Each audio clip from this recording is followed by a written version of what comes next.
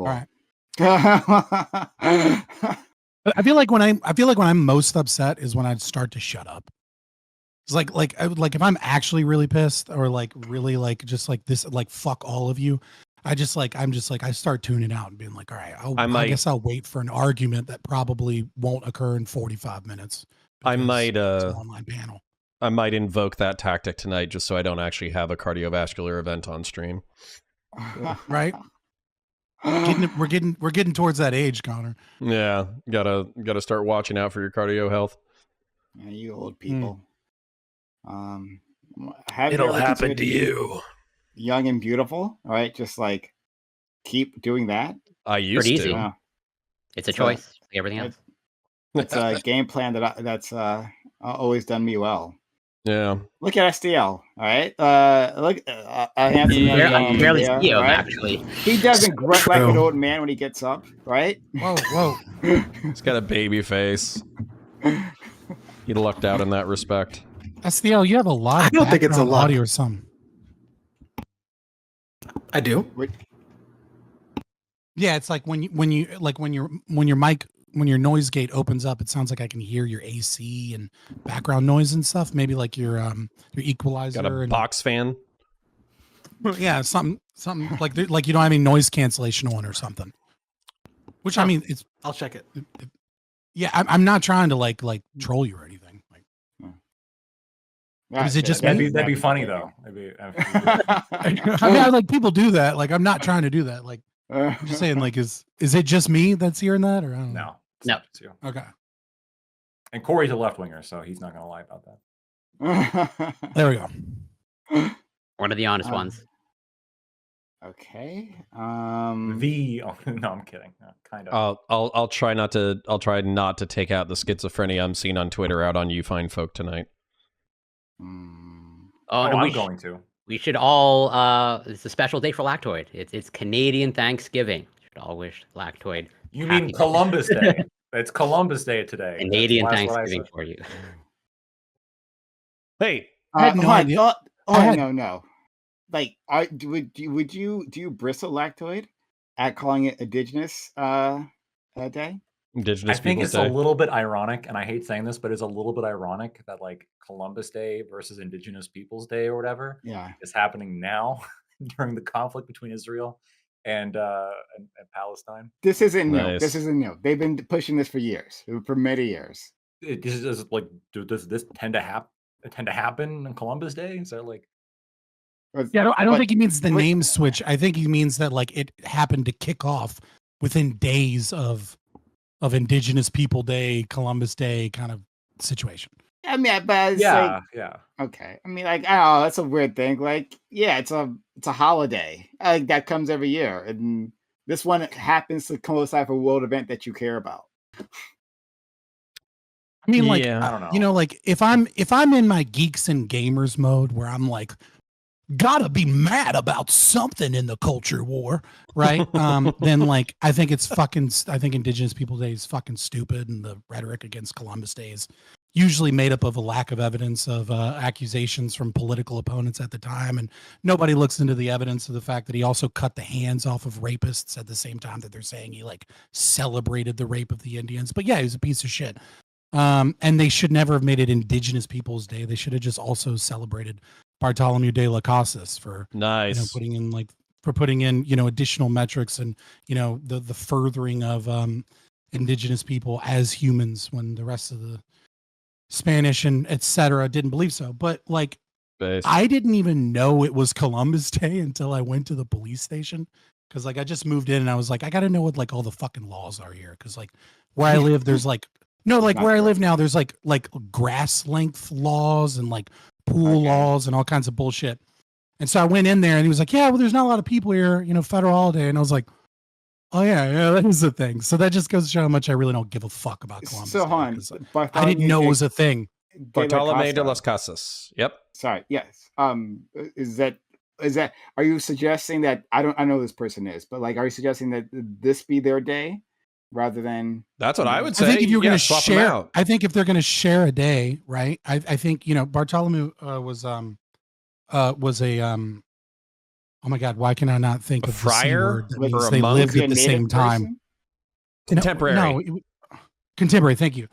Contemporary Spaniard that basically was a Christian missionary that came I think it was like the second trip, and saw the abuses of Native Americans and was like, these are humans, these are God's children. Of course, they're lesser because, you know, they're not the wonderful white Europeans, but, you know, but like they're not dogs. Come on, right? And then went and basically fought for Native rights most of his life. And some of the major things, such as like there's a system where the Spanish government basically forced the Spaniards and the conquistadors to attempt to contact native tribes, speak to them, and like give them like a kind of like a declaration of like what it is they're doing. And like that was his work. I mean, like, was he able to achieve a whole lot?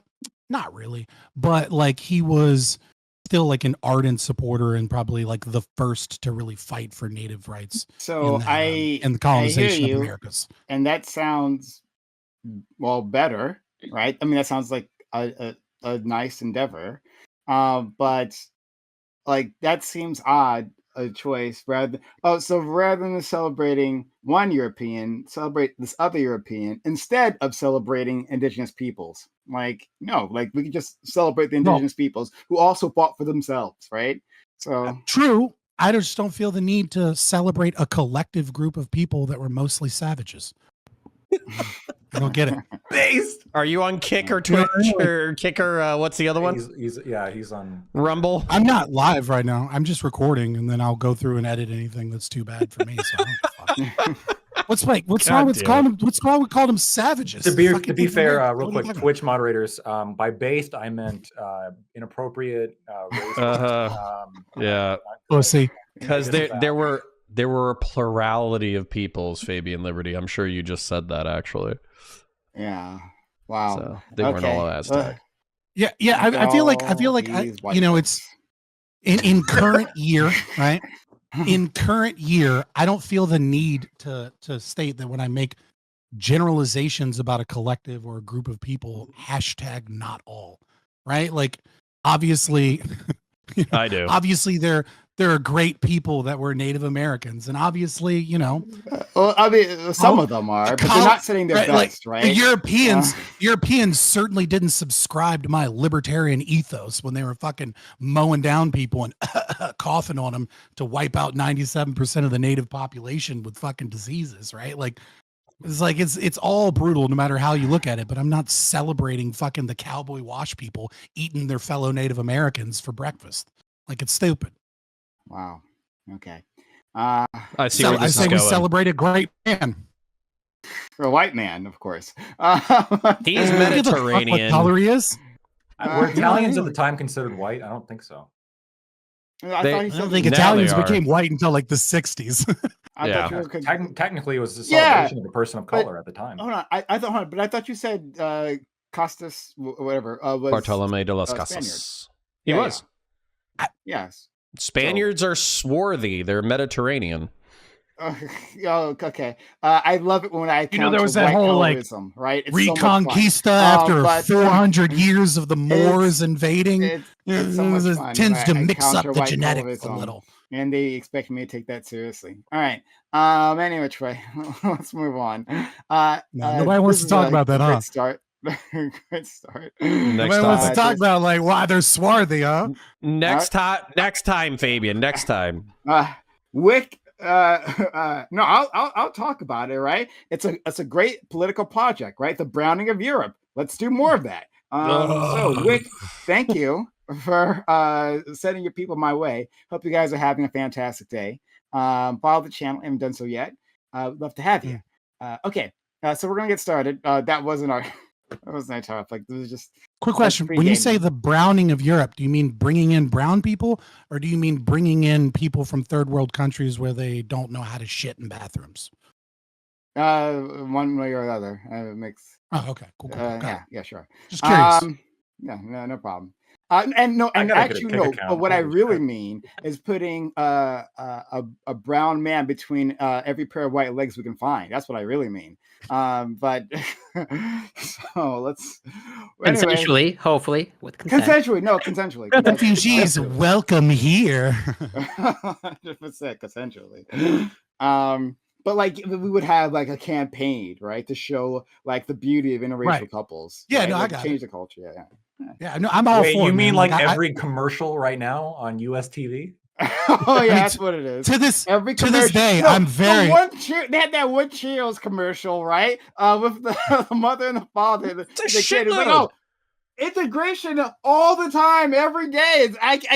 It's so much. I see a same race I want to couple get on into the TV, and I'm like, what the I fuck? want to get into the topics, but I haven't seen a cis heterosexual nuclear couple in like a fucking half decade. Okay, so No, please, no. I haven't even seen like a black guy and a no, black woman. It just doesn't happen McDonald's Japan was doing a great job. Thanks, McDonald's Japan, for supporting white people in our time of need. But can we move into the serious topic before we meme our ways into memeing about the serious topic? Yeah, I almost did. I thought of a pretty bad joke. I thought we were still waiting on on the next person. We still have more people to come, but like they said, they're going to be late, so we'll. Oh, okay, my bad. Yeah. That's why I was just fucking around. Yeah, no problem. But thanks all for being here. Really appreciate it. We are having the Reverie Roundtable. We should have Mondays 8 p.m. Eastern. We have a fantastic, amazing, stupendous group of guests. Right, we have some faces here that we don't get to see every week. I'm really excited. I imagine at the end of this, I'll be super fucking upset. Here we go. We're gonna start introducing these fine feathered folks with our friend Lactoid. Lactoid, thank you for being here, friend. Lactoid, him and I have like great conversations all the time. We had an interesting conversation last week. I truly and deeply blame him for his level of rhetoric last week for what we're seeing now. So just putting it all on your doorstep. Yeah, no. So I'm also known as, I guess, Nostradamus, because I was asking some questions last panel that turned out like all the rhetorical questions, the hypotheticals I was like, the bullets I was asking you to bite, it all came out to be true. So I'm looking forward to talking about that. You can find me at Lactoid TV on Twitch, Twitter, and YouTube. Thank you so much, Lactoid. Scott is back with us. Happy. We haven't had him in a few weeks. I've been sad. I've been lonely. And I've honestly, yeah, but well, I do miss you. And I've been, there's been a few topics that I really wanted to have your insight in. But I'm glad you're here with us today. How are you, friend?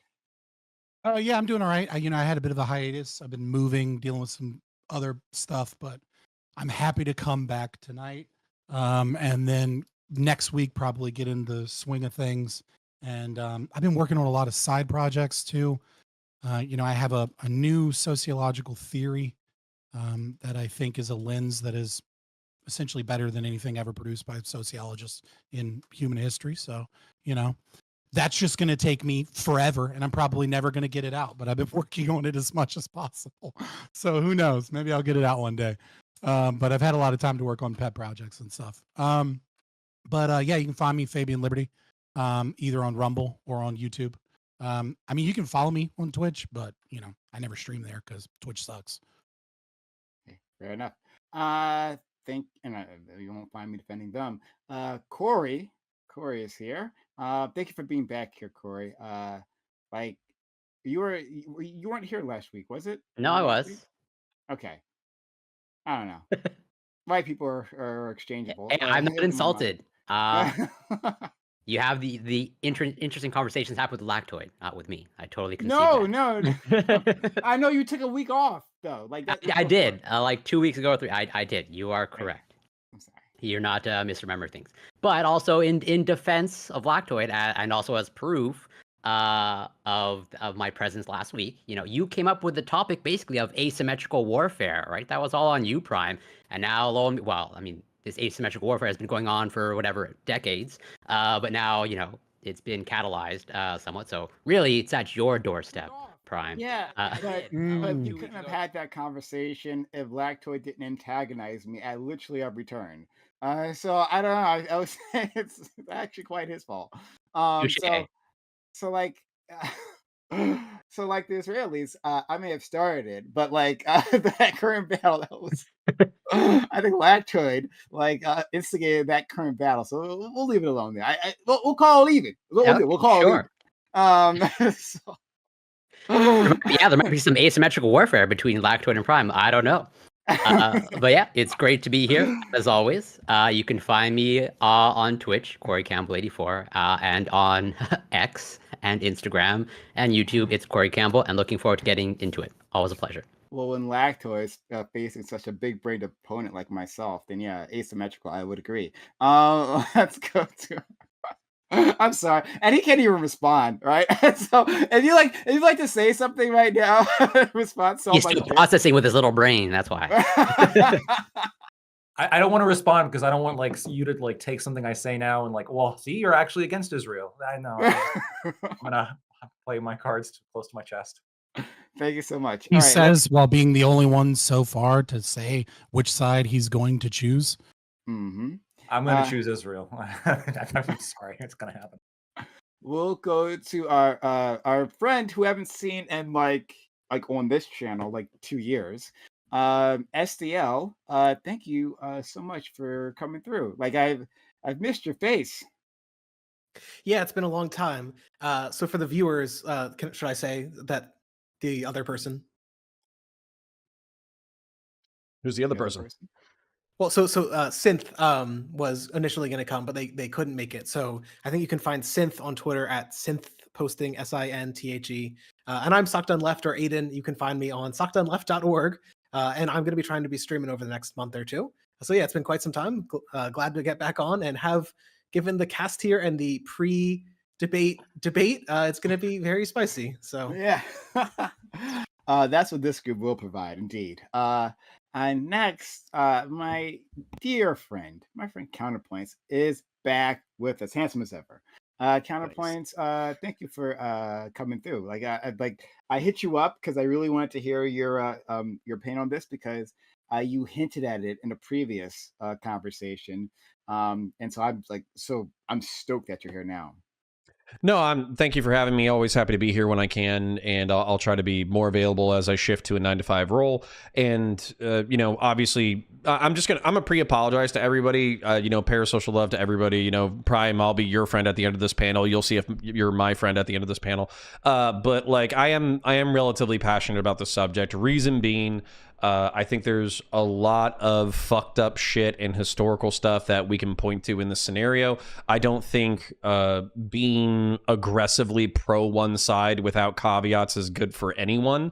And that being said, I think there's some really horrific shit that's happened over the past 72 hours. And I've been really bitter, like bitterly disappointed in the responses of some people online to the point that I've taken it personally.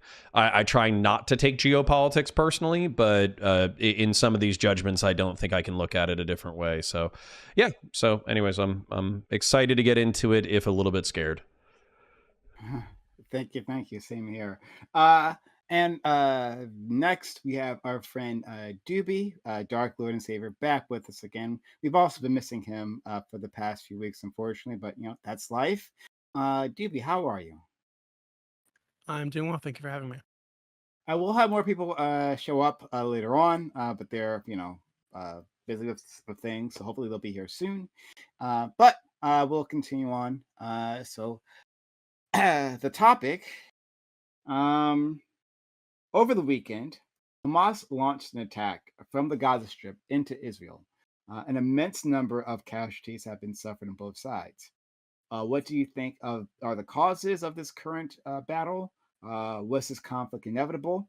Do you condemn one side or the other? And what should the international response be? So yeah, like you guys all know. I mean, if you're a person who like peruses this particular channel, right? Well, then you are already politically aware, and you know that really awful news has been happening over the last 72 hours. A massive loss of life in both Israel and Palestine with this surprise attack that's been launched. Just tragedies left and right. And like in the wake of this, people are trying to piece together like what, how should we conceptualize this conflict? It's a really difficult one to do, right? Like, not that most conflicts are simple, right? Like, usually in geopolitics, if you're thinking it's simple, you're wrong. But this one is one of the more amorphous and just um, like mind bending ones to get your mind around. So I wanted to explore that with these guys and to see where you all land and go from there. We'll start for Fran Blacktoid. Yeah, so as mentioned, this topic is particularly interesting because last week here on this panel, we had a conversation as to the legitimacy of civilian targets during military operations. During that discussion, I asked questions about rockets against Israel, and I also specifically asked if Palestinians had stormed settlements, lined up civilians, and killed them, whether that could be justified. And some people sort of expressed that it could be. As it turns out, I didn't really need to compare the two because only days later, we saw Hamas do both. We saw thousands of rockets fired at civilians and then raids into Israel, including at a peace festival where jihadists killed, tortured, and raped unarmed and innocent men, women, and children. In answer to the prompt, I fully condemn Hamas, the organization that specifically targeted and slaughtered innocent people. I also condemn the lefties that have been supporting Hamas, specifically the DSA. Some chapters, like the Connecticut DSA, are brazenly on Twitter right now celebrating the massacre itself on Twitter. When 30 unarmed black men are killed every year, it's a travesty. But when 30 times as many unarmed Israelis are intentionally slaughtered, it's somehow a glorious revolution. Look at your bedfellows and be ashamed. Okay. Thank you. Let's go to our friend Scott. Yeah. So as you mentioned in the prompt, this is an incredibly difficult question to answer, especially like what are the causes, right? So I mean, like, I have a list of causes, and this is not exhaustive, right? I would say the primary cause, as far as I'm concerned, is the Balfour Declaration of 1917. I would say that prior to this, the Jewish Zionist movement was purchasing private property, going into swamps, going into abandoned areas, and homesteading property peacefully without issues. It's after this, after Britain kind of promises the Jews a nation of their own, that we see, you know, the Jaffa riots and many of the clashes between these people. And of course, you know, and the history from 1917 on, you know, 37 and 47 and the 6-day war in 67, and you know the Marxist Palestinians you know attempting to you know kill their former allies in Jordan, and the Lebanese civil war that the Marxist Palestinians caused, you know, in Lebanon to try and eradicate Christians. You know, over and over and over again, there's kind of like a back and forth. It's a chicken and egg scenario where one side says, you know, begins attacking another side, and the justification is whatever the hell happened 2 or 3 years ago. And then you have things like Camp David accords that fell through in 2000, where it's basically Israel's fault. Some mild riots and rock throwing, and they decide to start opening fire on people. But then, you know, the PLO decides that they want to, you know, just kill innocent civilians and suicide bomb, you know, discotheques in Tel Aviv. So I do think that, you know, blame kind of primarily goes on, I don't want to say Palestinians, because Jews are Palestinians, right? Like there's no Palestinian just means people in a Syria, Palestine, right? Really, we're talking about Arabs in Israel, or Arabs in Assyria, Palestine, or Philistines, if you will. But other causes, I would say, foreign aid, anti-Semitism is another issue. You know, Israeli counterterrorism tactics that are very heavy-handed, and then Israel's hands being tied by global community is another issue. The inability of Israel to cut water, cut power, cut food and aid to the Gaza Strip, basically creates a scenario where they're kind of damned if you do, damned if you don't, where they're forced to financially incentivize Hamas since 2007 without any ability to actually act. So yeah, I condemn Hamas, right? Because it's evil terrorist acts. Everyone in Hamas is a piece of shit. Everyone that supports Hamas is a piece of shit, and a horrible person through and through. But I condemn Israel, for not having the balls to tell the international community to go fuck themselves and cut water to the Gaza Strip and clean it out appropriately like they should have. And I also condemn them currently for maintaining the essentially impossible movement of people out of Gaza Strip by maintaining the idea that in order to leave as a Palestinian Arab, that you need a permit that takes 3 to 4 weeks to get through, that like 20% of them get denied, right? Like that's a problem to me. What should we do? I'll be quick because I've already taken up way too much time. We should cut all funding to Israel and Palestine. We should allow Israel to annex Gaza completely and fully. And just get rid of Hamas. And then we should allow refugees from Gaza with food, housing, water, etc. Like they should not be trapped in Gaza if people want to leave. And we should demand Israel do that to the best of our ability. And then we should return land and leadership to the Palestinian Authority and continue negotiations towards a two-state solution under the guise that they do not support terrorists, they do not house Hamas, that Hamas are criminals that need to be killed, and not shelter them in any capacity, and allow private property owners to return to Gaza once it's been cleaned peacefully. And yeah, that's my approximation. Sorry for taking so much time, but it's just way too complicated of a question. It's 3 complicated questions. Like I can't give an overview in 30 seconds. I just can't. 10 words or less, Scott. Come on. Thanks so much. Like at the start of it, I thought that we're going to agree completely on this topic. Oh, no, of course not. But seriously, much appreciated, friend. Let's go to our friend, Corey.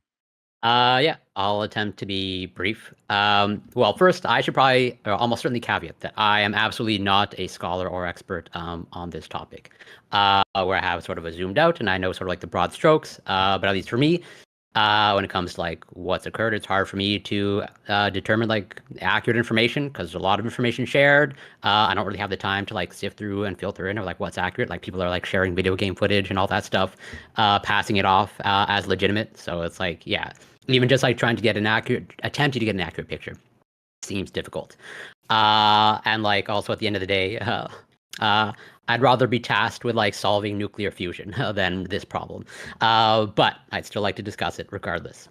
And so, yeah, there's a lot I don't know, and I'll probably be asking questions to probably just educate myself more. But to answer some of the questions in the prompt, was this conflict inevitable? It seems like, at least historically, and based off what I know of some of the roots or contributing factors to this conflict, seems inevitable. Based off what I know, I don't particularly condemn one side or the other. I don't think it's useful to compare like body counts and casualties. And what the international response should be, I'm just going to say I don't know right now, and I'll leave it there for now, briefly. Thank you so much. SDL. So I want to quote from Haaretz, which is the #2 newspaper in Israel. Quote, "The disaster that befell Israel is the clear responsibility of one person, Benjamin Netanyahu. The prime minister failed to identify the dangers he was consciously leading Israel into when establishing a government of annexation and dispossession and embracing a foreign policy that ignored the existence and rights of Palestinians. Every group that has a sane response to this issue has condemned the violence of Hamas and has condemned the violence of the IDF, but they've noted that the root cause of this violence is that Israel maintains its occupation of 2 areas which should be controlled by Palestinians or should be granted full democratic rights. Without a solution of that kind, this violence will continue. Netanyahu is the cause, reactionary ideology is the cause, colonialism is the cause." Thank you. Let's go to our friend Counterpoints. Yeah, so if we're looking for the root causes of this conflict, I literally think you need to stretch back almost 2,800 years of history to when this land was first conquered by the Jews. And I think setting that precedent that this is like, if we're going to do blood and soil, or if we're going to do indigenous people or whatever the fuck, then we're going to have like 10,000 different claims. You know, the Jews got their asses kicked and were sacked by the Babylonians and the Assyrians and the Egyptians and the Christian Crusaders and the Moors and all that kind of stuff. And then eventually that resulted in the Jewish diaspora, where they were spread all over the world and they were basically treated like shit everywhere they went. Whether or not that's justified, I'll leave up to other people. But basically what happened was that Jews knew that they needed a homeland in order to secure a future, and I think that a eradication of their population from Europe would be a decent, logical impetus to want to create a homeland that you can securely defend. Of course, there were people already in Israel, largely Palestinian people of the area of Palestine, which is actually it's rooted in Roman terminology. That's how long this area has been in conflict. And, you know, Israelis settling this area caused the conflicts that we've seen. The establishment of the state of Israel kicked off a war. I think Fabian Liberty mentioned the battles in like the 60s and the 70s and the 90s and the thousands, and even currently we're looking at this. Now, to answer, do I condemn one side or the other? I'm with SDL in a weird way. I'm with the fact that this is the responsibility of the Israelis. The reason being that the reason why we don't think of the Gaza Strip or the West Bank as a genocide is because it's slow moving. They take it in, you know, a settlement at a time. They evict a family, a settlement at a time. They change the culture in the economy a few square miles at a time. But if you look at what's effectively happening, it's a slow rolling genocide. And right now, what I do condemn in particular, to the point that, again, I'm worried about being very angry tonight, is Hamas has fucked up so bad that I'm with Lactoid, where I don't care if the Gaza Strip gets annexed. Like I don't give a shit what your historical grievances are. Your historical grievances don't permit you to rape people. Your historical grievances don't permit you to behead people with farm implements. Your historical grievances don't allow you to walk into the homes of men, women, and children of civilians and execute family members in front of each other. I don't care what your beefs are. Also, just to bring up a tangential beef, I know that SDL and Prime Kai might not identify or defend with these people now, but watching people say, this is what decolonization looks like. This is the messy, necessary affairs of indigenous people reclaiming their land. If I could find those people, if they were United States citizens, just to put it in a way that'll be friendly to TOS, I would deport them to Coconut Island. I would have Vosh be the king of the coconuts and figure out how he wanted to distribute it. Maybe we would take Hispaniola or Cuba or whatever, and we would deport every one of these leftist swinging dicks to their own shitty little island where they can figure out the indigenous rights together. Now, finally, what should international response be? I think the international I'll tell you what it's going to be. I'm not going to tell you what it should be, and then I'll wrap this up. What it's going to be is Israel now has carte blanche. They can effectively do what they want. They can do airstrikes. They can raid every single house inside the Gaza Strip. They can take weapons. If a 12-year-old throws a rock at an IDF soldier or an Israeli policeman, that kid will be shot and not a single person will bat an eye about it. After that, it's going to be a 50-50. I think what's going to happen is they could leave Gaza as a Palestinian territory, and then just have it where it's like the government is going to be under the close oversight of Israel. I frankly think that there is enough anger at what has happened in the past 72 hours that they could flatten Gaza and move all the Palestinians that are in there to the West Bank and say, if you fight us, we're going to kill you. And if you don't fight us, we're moving you to the West Bank, and you're the West Bank's problem. So, and then international response, I think the United States is going to give, again, carte blanche. We're going to give them unlimited money, and we're going to give them all of the sexiest military technology for them to kill 12-year-olds with rocks that have ever been created ever. Maybe robot dogs with machine guns on them. So, yeah, there we go. Oh, boy. We're going to have a lot of fun today. Let's go to my good friend Doobie. I basically agree with everything STL said. Though I'd add, for people who like moralizing about what Hamas did, not that I agree with it, but I think that you can only you can only treat people like animals for so long before they react like animals, right? And we just need to look up like how many thousands of children the IDF has killed in the last couple of decades.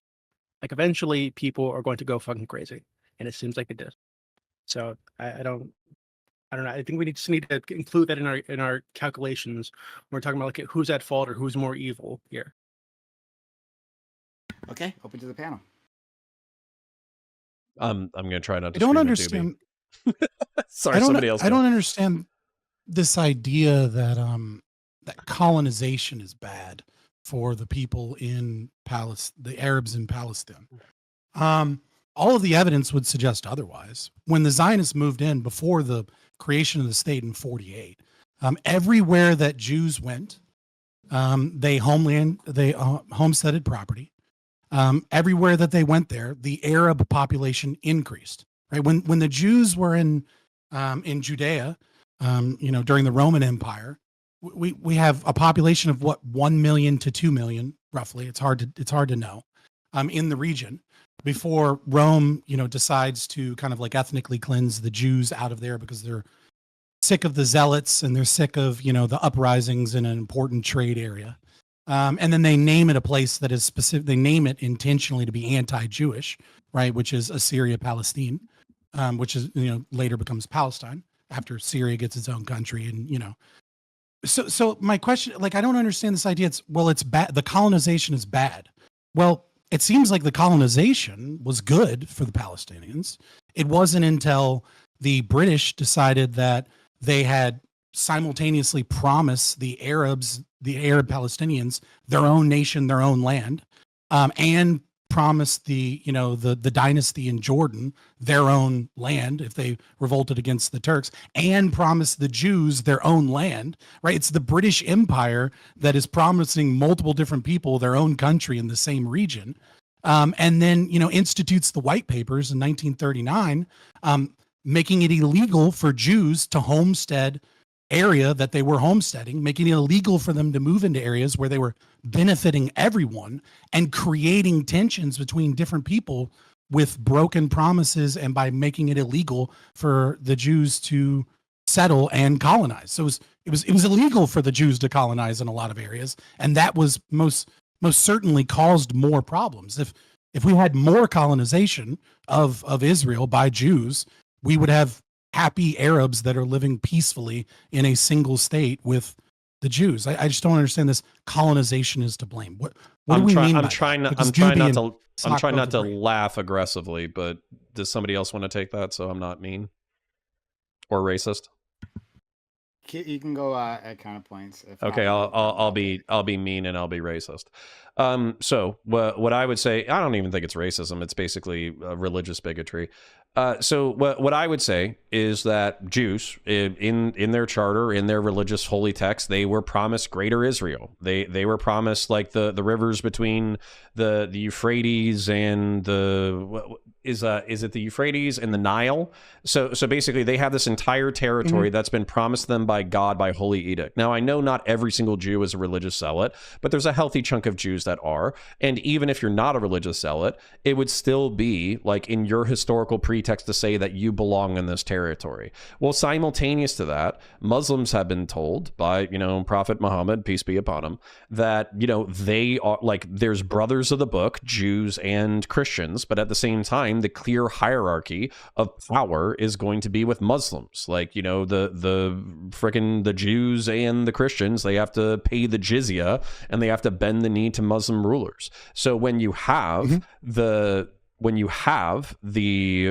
Jews take over their own state, which, by the way, I think this was going to happen as a matter of demography anyways, but when you have them take over their own state, that's a power structure that can't be tolerated. And so as a result, you have all of the Arabs attack Israel all at the same time, basically as soon as it's declared as viable. And then that gives Israel the right or the ability to defend themselves and then expel anybody who's sympathetic to the people that are attacking them. So as a result, like blaming it on the British, like I know we like shitting on white people and Europeans or whatever, but at the end of the day, like brown people are capable of hating each other for other reasons besides white people told them to. Okay, That's not my claim. That's like a really disingenuous framing of my claim. My claim is that prior to the British, prior to the white papers, right, that you have individual Jews and families migrating to the area, buying land, often with intermediaries from Arabs, so that dude, I understand Arabs the situation. I'm saying that was not tenable. Okay, no, don't interrupt me after you just said that I had this idea that I want to blame white people. Like you tried to paint me as wokes and woke scold me or something. You like, said the white papers 2 seconds ago. Why do they have to be white, Fabian? Jesus Christ. I mean, so now we're just memeing, right? Like let me finish. Like my argument that you refuse to actually engage with is not that it's white people's fault, but that before there was this demand of separation between Palestinian Arabs and the Jews, there was Jews moving in with relative peace. And in the areas where Jews moved, the Arab population increased. Can you summarize my argument back to you? Benefit to people. Can you summarize my argument back to you?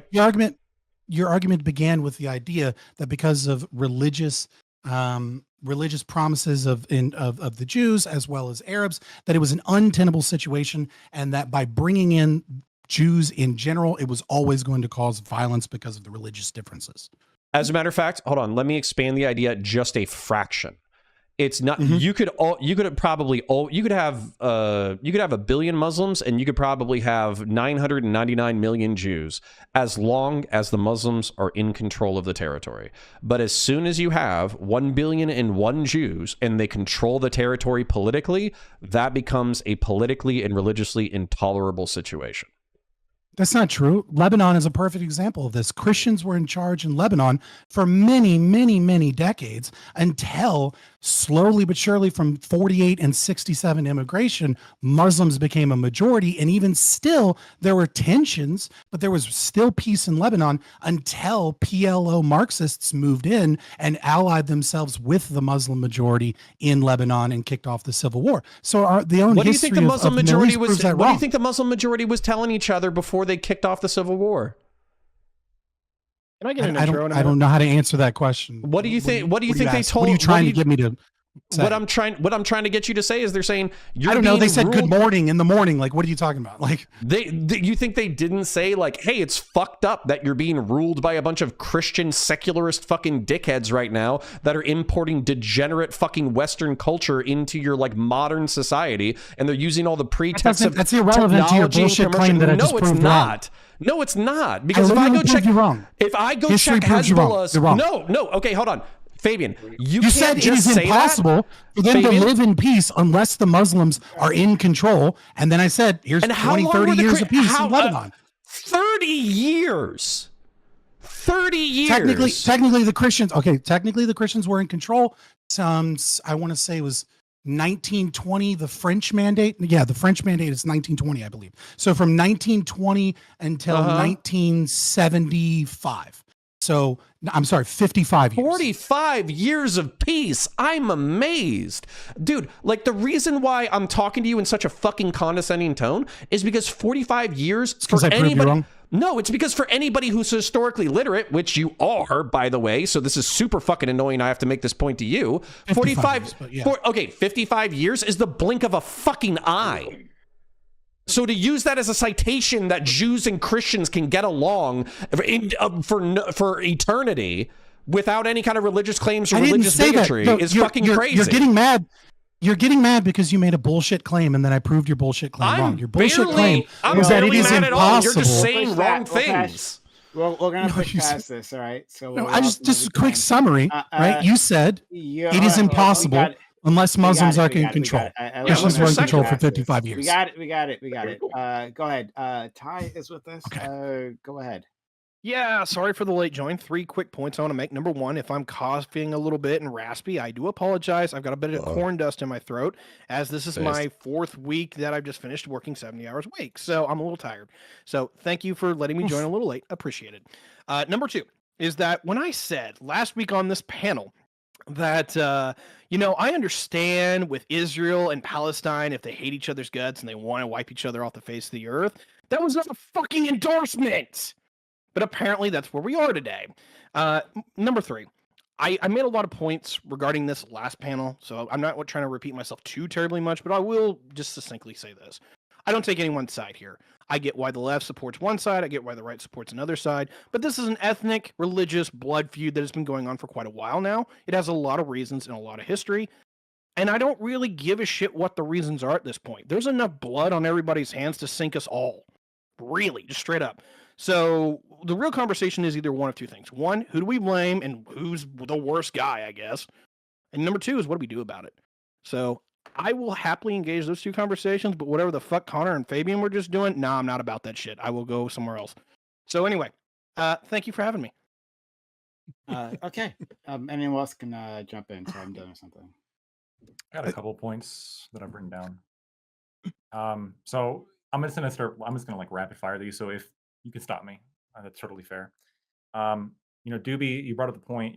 When you treat people as an animal, eventually they're gonna lash out as an animal. It's interesting that you would use this analogy when the same thing could be said about Israel, right? Constantly under attack. Multiple wars, multiple attacks. It seems as though the response is always a response to some other Arab nation rolling in tanks or some rocket fire, flying over the border of Gaza. This is like by far seems to be the most common historical scenario that's happened with Israel. Yeah, that's nonsense. I think that's nonsense. Yeah, I think that's nonsense. So yeah, being met with violence is something that typically happens when you like colonize a place, when you come in with a bunch of militias and force people out of their homes. Yeah, of course you're going to get violence in response to that. But if you then justify further violence by with the response that you got to your like initial invasion, that's pretty ridiculous, don't you think? So they have 700,000 Palestinians forced off their land in the Nakba. No, so we can get into like the history about this. That all happened after the attack on Israel, right? No, actually, because prior to the attack on Israel, in the period where I think Scott mentioned that, like, Jews moving into the area, even then, you had Jewish militias forming and pushing Arabs off the land. This is why when Israel was being formed, so many of these people, prior to the war even starting, left the area because they knew that the Jews were going to come in and force them off the land, and they did. And they poisoned water supply so they couldn't come home. And when the war was over, they didn't let them come home. Like even though like there's like a multiple UN declarations saying that they should be let back home, and they're just not letting it happen. So like I don't you're basically like you're trying to position the aggressor here as the victim, and it doesn't work. Whoa, hold on. To label how did the Muslims get the land originally? And the Palestinian Authority and PLO, right? I'm not sure who you're kind of alluding to as like just purely a victim is kind of a silly thing too, right? Like we can absolutely talk. I'm not talking about PLO or the Muslim Authority. I'm talking about like initially like the Arabs who were living on the land, and Jews, by the way, who were living on the land, were forced off the land by Jewish militias. Right, during the Nakba and prior to the Nakba, I would say that they're the victim. Okay, so Doobie, I have a question for you. So we're starting in 1948. Yeah. So victimization, it's weird. Yeah, no, you're kind of making my point, but I want to make it more clear. So Doobie, last I checked, when it came to like Muslim history or whatever, this was a religion that was like formed in the cities of Mecca and Medina. So this is about 1,000 miles south or so. So how did this religion, this monotheistic universalist religion, how did it come into control of Jerusalem? You're thousands of years off, actually. So the Canaanites weren't Muslims. I wasn't talking about the Canaanites. I was talking about we're talking about the people who lived on the land before the Jews got there, and who the Palestinians are actually the descendants of. Point out the Canaanites. Not Muslims. It's the Canaanites. Right? We're talking about the indigenous. You think peoples anybody claim? You think anybody claims Canaanites that are being oppressed and replaced by Europeans? Right. That is you're fucking currently what's trolling happening right now. Yeah, you're trolling if you bring up the Canaanites as having. He's not trolling. Like this is like no, he is. If you guys want to go back and claim that the Jews are like victims here because they're being like met with violence when they show up with violence, yeah, I guess. But you don't get to just like erase all the history there. Like, oh, we're going to have this arbitrary line. That's your argument. All violence past this line is now in response to like nothing. I guess. Like, why were the Arabs meeting them with violence in the first place? This is an ethno-nationalist argument. If you're saying that you're taking Israel is literally an ethno-state. What are you talking about? Well, we're making a religious argument. Right. So, no, I mean, I'm making an argument about homesteading property during the Zionist movement of unused land. That is the only way that private property can be established. I don't give a fuck about the ethno-nationalist tendencies of any nation state because I'm a fucking anarchist and I don't want any of these explicitly an ethno-state. Yes, but you are making the claim that the right to the national self-determination is unique to the Jewish people in Israel. This is bad faith. Stop interrupting me. Living in the area, stop interrupting me. One of the lands that are continually building illegal settlements on. You're gonna be pretty fucking upset stop about it, that. you little bitch. Listen to me. Listen to me. Listen to me. What you are doing is you're taking a word that I'm doing and then screaming whataboutism and not allowing me to make an argument. I don't care who is and isn't at. Shut up. I don't care that Israel is an ethno-nationalist state, just like I don't care that Japan is an ethno-nationalist state. What I care about is the homesteading principle in regards to creation of private property. What I'm saying is that you are making an ethno-nationalist claim by saying that the Palestinians have the original right to this land. The Palestinian Arabs have the original right to this land based upon the genetic similarities of the fucking Canaanites. I'm calling you an ethno-nationalist and saying that ethno-nationalism is stupid. Stop it. It's a bad claim to property. What is the underlying claim that Israelis or Zionists give for Israel to exist in the first place? That they conquered it 2,800 years ago. No, that it is the homeland. That it is their God-given homeland. That they established 2,800 years ago.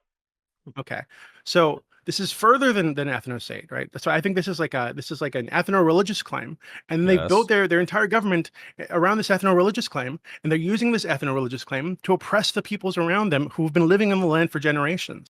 So I don't. Why would you say you don't care about? Can you make an argument? How can you say that you don't care about the ethno-religious Fabian, of the nation? I'm following his. That is literally.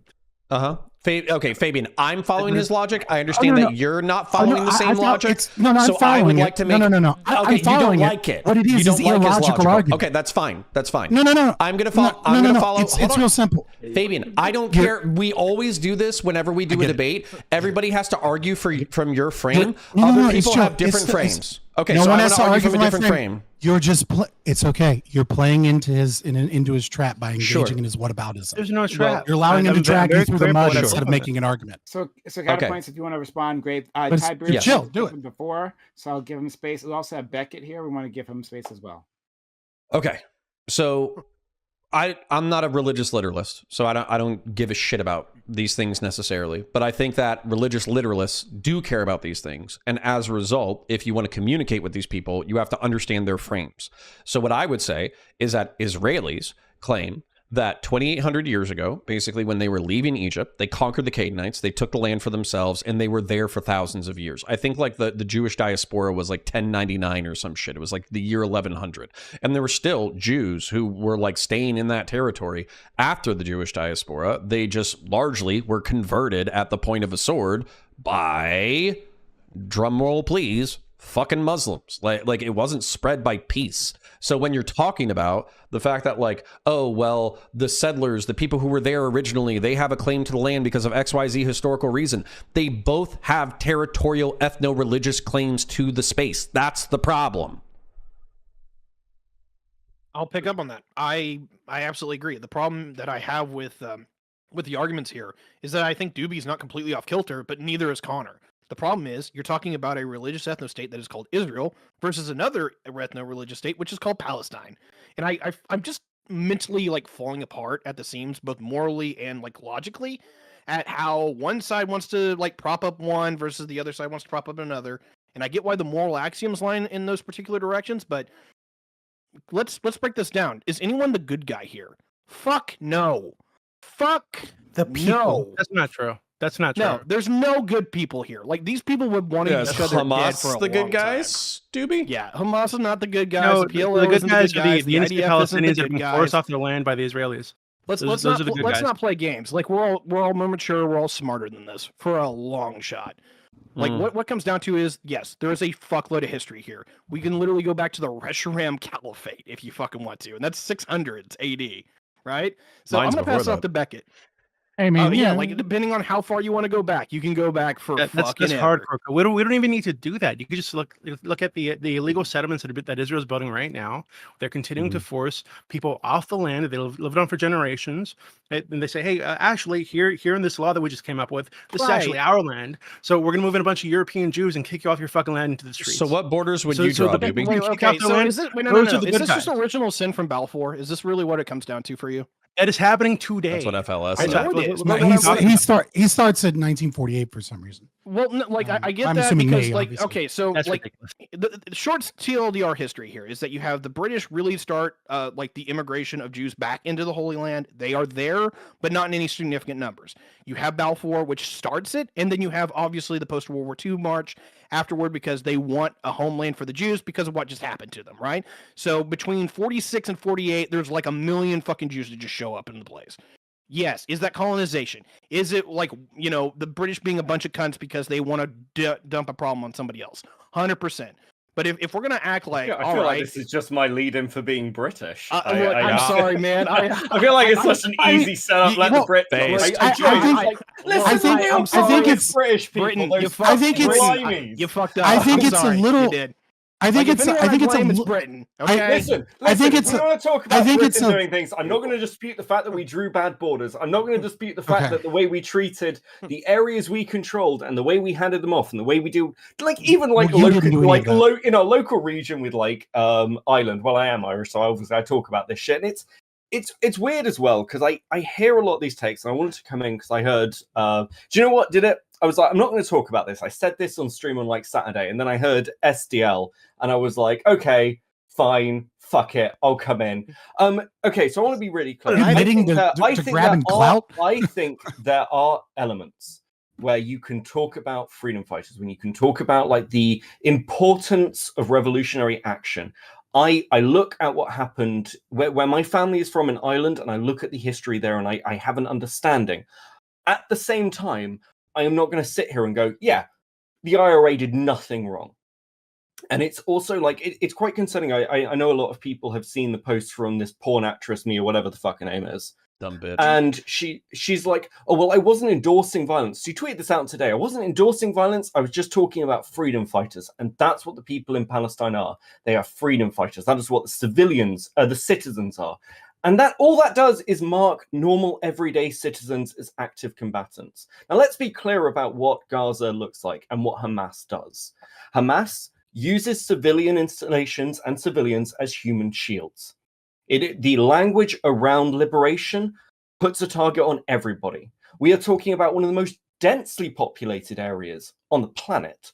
And like, when we're talking about like the differences between the way Israel acts of creating bomb shelters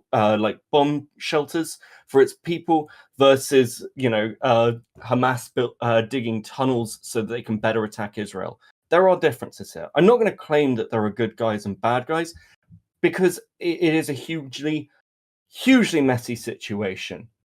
But let's get one thing clear. Israel is in a precarious situation. This is not the West. The Middle East and its politics are radically fucking different. And if the roles were reversed, we wouldn't even be able to have the conversation because there wouldn't be any Jews left to have the conversation about it. Israel could wipe out the Gaza Strip. It could wipe out pretty much anywhere within its borders tomorrow. It hasn't. It's been really careful. And people can say, well, they're doing it by step. Yes. And that's still not great. But again, like the situation is so precarious that unless you want to, you know, move everyone out of Israel to somewhere else or everyone out of the Gaza Strip to somewhere else, I can't see any other real positive solutions. Look, well, I got to respond to the idea that this is that Israel is being super careful. Between 2008 and 2020, 250 Israeli people were killed by war. It was 5,500 Palestinians. And injured is even worse. It's something like 100,000 Palestinians in the past dozen years. Like, this is not some equal balance between two equally proportioned militaries duking it out with precise strikes. No, Israel bombed war is not a fair fight. If this was a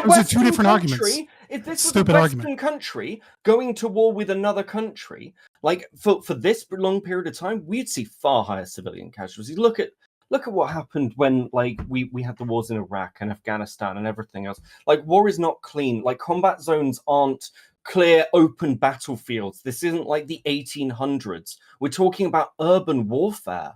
Like, I'm not sure what SDL, the would it be, and then would it be, well, no, I actually want to hear you talk, because I've seen you just like shake your head the entire time. But I just, before I let you talk, I just want to meme at you real quick.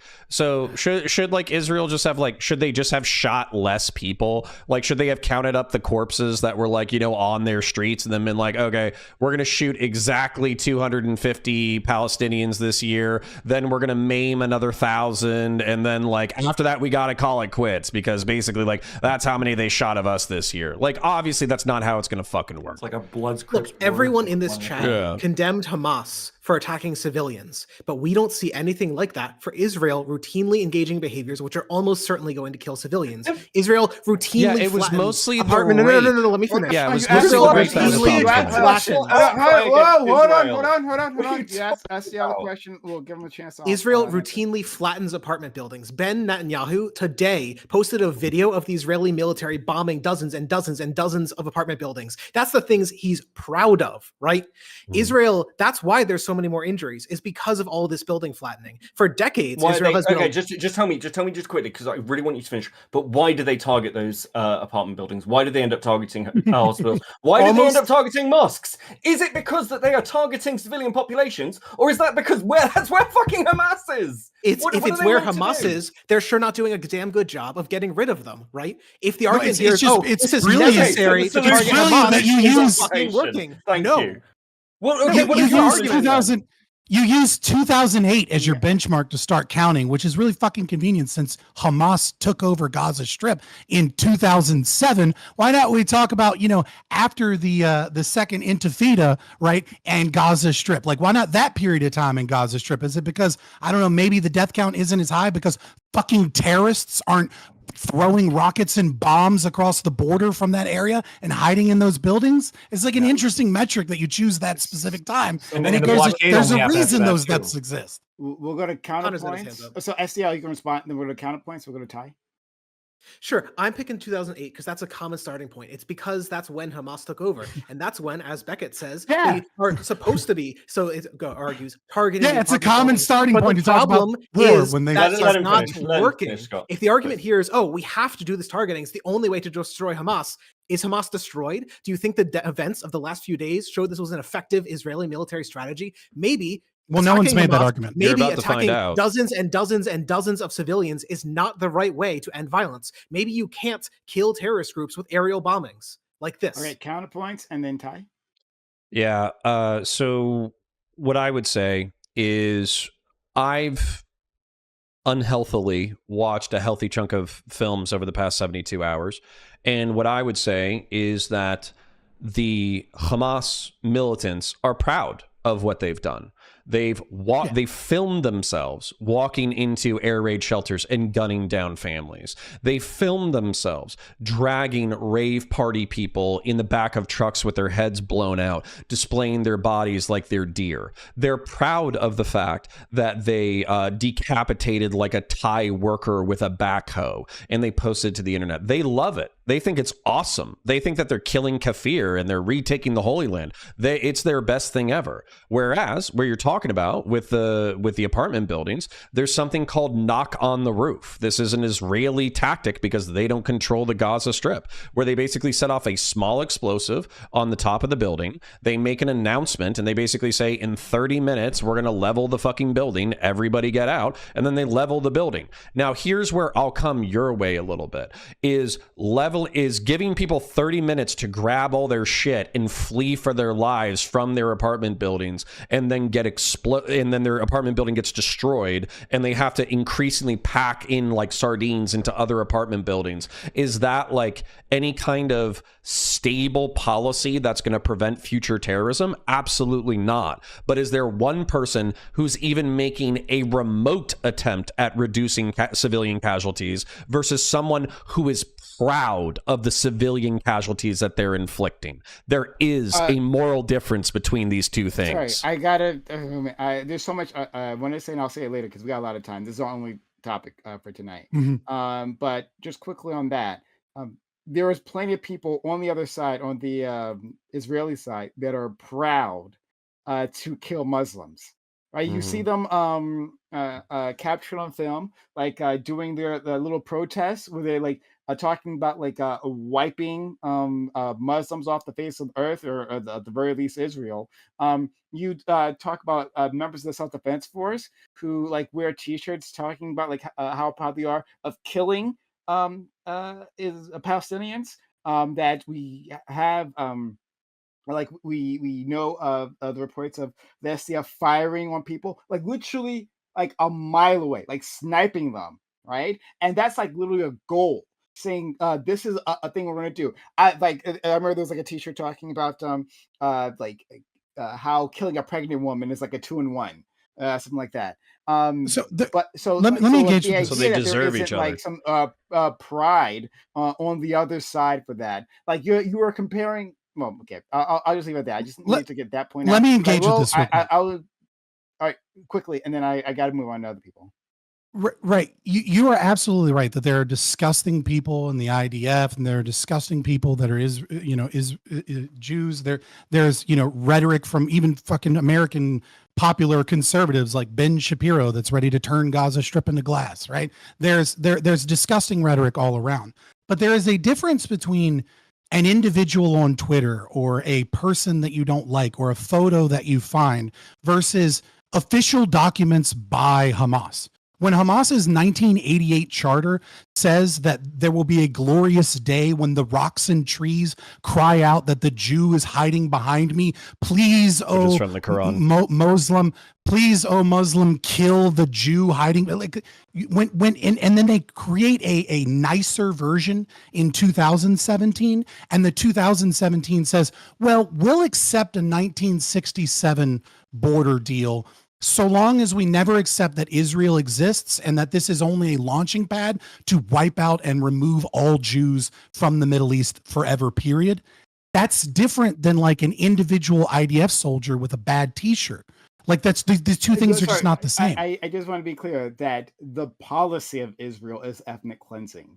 That is their policy. That's what they're doing. That's what like their but it's slow. Past officials, like the prime minister, have said like this is the policy that they're up to. So like I 100% agree that Hamas bad, right? I don't want all. Can you? Just how so? Just how so? Can I just? We said their policy is ethnic cleansing. How so? Through the settlement program, through I can't do this right now. I will engage with it, I promise, but like I want to get other people in before I jump in. So like I think was it Tyler's next or was it Corey? Yeah, I think it was Ty. I disagree, but fair enough. Yeah. All right, I'm just gonna steelman both sides of this argument here because I fucking hate everybody. So first of all, I get why the left wants to defend Palestine. Like they are the little guys. They're kind of backed into a corner. I will even steelman Hamas. I don't blame them for running into hospitals and trying to set up operations there because it's the only place they have left where they might not get blown straight to hell immediately, right? That's what you do in war. So they're trying to use human shields. And that's the only thing they can probably do without getting completely wiped off the face of the earth immediately. You do what you have to do because they are looking at, I agree with Prime. I agree with SDL. We are talking about a policy from Israel that is ethnically cleansing. Right, and I don't blame them for being hella pissed off whenever you have. Can you back that up? I'm just curious. Yeah, do you have an argument as to why it's ethnic cleansing? Dude, okay, seriously, you have the settlement program, which is that the Israelis are going to go into the West Bank and go into Gaza. They're going to literally bulldoze over homes and apartment blocks and then set up their own. That's literally what it's been for 40 years. Let's not act like it isn't. Just to support time, just to come a little bit more to the middle ground. Please let me finish. I will blow a gasket if people do not give me time on this one. All right. So when it comes down to it, right, I am currently investigating because I have 2 members of my community saying this, but I cannot verify it, that for the last 3 years, Israelis are actively taking Palestinian children from their parents and literally like dispersing them out through orphanages or actually like deporting them to like orphanage across the world. Have not verified that, but if I even believe that as a Palestinian, yeah, fuck the Israelis. They all deserve to die. So let me flip to Israel. All right. They came in. We can bitch about whether they should have or not. I really don't care at this point. It's been 7 years ago. What it is that I don't blame a guy who's like, hey, you know what? You killed Grandpappy in the War of Liberation or whatever the fuck they want to call it, Yom Kippur, the 6-Day War, what have you. You killed my sister in a fucking bombing whenever she was just so going to the fucking supermarket and you turned her into confetti. Like, I don't blame anyone for being absolutely pissed and wanting to like gut each other on this. I really don't. What I do have a problem with is what everyone's just like, oh, hey, I want to side with these people because they're the little guy or because they're just better at kicking everyone's ass. Like, is this literally the base moral argument that we have for supporting the people? Either, hey, they're the guys who are being oppressed because they suck at fighting, or, hey, these guys are the ones that fight effectively and we are the ones that like them? That really seems like to be the bare bones argument here, straight up. We like one person more because either they're a dunce or they're effective. So can someone blaze the level here? So we're gonna go to Corey, Lactoid, Beckett. No, it's just straw man. Counter. Oh, SDL, you want in? All right. So Corey, Counter, Beckett. Sorry, Corey, Lactoid, Beckett, Counter. Socked on. I'm gonna write this down. Don't worry. Anyway, and quickly before you start, I just need to say, guys, I see a lot of you guys are really pumped in the chat and saying all kinds of messages. Some of them at me. If you want your comments read on stream, if you want to have someone here interact with it, consider using a hype chat or a super chat. Please support this channel so I can continue having these types of things. Like we've been this month, we haven't gotten much support, so consider helping us out so that like when these things happen, you know, you can come here and you'll find great conversation. Something that'll drive you up the wall, something that'll make you feel something. So sub to the channel, give bits, give subs, or give hype chats, super chats, and we'll interact with your comments. Okay, let's go to Corey. Yeah, I just have a question for like SDL because like yeah, I mentioned my opening statement and like I'm whatever, pretty conflicted about everything. But yeah, I mentioned my opening statement. Like I don't know how useful it is to like compare like body counts. So like if the body count was like equal, like fully equal, that would put you on the fence? No, the reason I'm pointing to it is to show that there's a lot of violence that occurs from the Israeli side towards the Palestinian side. That Sure. There's a lot of disrespect of like the UN routinely receives reports of war crimes from Israelis. There's decades of reports of allegations of assassination of journalists, which is never investigated in depth by Israel. So like that, the reason I'm bringing this up is not just to be like, wow, big number. It's trying to point out that yeah, there's terrorism, and unfortunately, it's terrorism by both sides. There are no clean hands here. Okay, yeah. So then ultimately, it seems like you are on the fence, but you just maybe lean, whatever. Like what? Well, to answer the question asked earlier, why stand with one side? I believe in democratic self-rule. People should be able to control the polities that they govern them. They should be able to select the leaders that rule them, and Palestinians are much less able to do so because of Israeli military occupation. That's like... Well, they're unable to do so because they refuse to do so. They have refused every fucking deal for a two-state solution for ever. In 1937, they refuse it. 67, they refuse it. Every deal where they say, we will give you your own country, we will give you your own land, we will give you your own government, they refused it until the Oslo Accords in 1995 is the first time Palestinians, Arab Palestinians, have ever had any government in that country ever in world history, right? It's always been Babylonians, the Ottomans, the Jordanians, Syrians, the Egyptians, right? It has always been another group. They finally get control, and it has been rejection, rejection, rejection, terrorism, terrorism, terrorism. And then, of course, Israelis have not made the situation better by doing, as you have mentioned, what many consider to be human rights violations. But the idea that like, oh, well, I believe in democratic self-rule, and if only they were given the opportunity, it's like they've been given every fucking opportunity, every fucking 10 years to have self-rule, and they reject it because it requires them to recognize Israel existing, or it requires them to recognize that Israel is allowed to exist. Until the Jews are pushed to the sea, they refuse to govern themselves. Instead, take constant foreign aid and use it to make terrorist attacks. Let Corey finish up his point, please. Yeah, well, I'm pretty much just going to slightly expand more on what Scott said. And also, from what I understand, like, definitely correct me if I'm wrong, because I totally could be, but from what I understand, like, there's decent support for Hamas in that area, where it's not like a super low percentage. I think it's like roughly about half. And so it's like how I think that factors. I don't know if I trust pollsters. Yeah, that's why, like, that is totally, that's why it's like, for me to know. I totally agree with you. That's why I don't know. Within the Gaza Strip, about 40% to 60% of people say they would probably vote for Hamas. To give you a comparison of Jewish people in Israel, 48% say that they want to deport all Arab people from Israel. we're talking about two polities with extremely strong reactionary wings.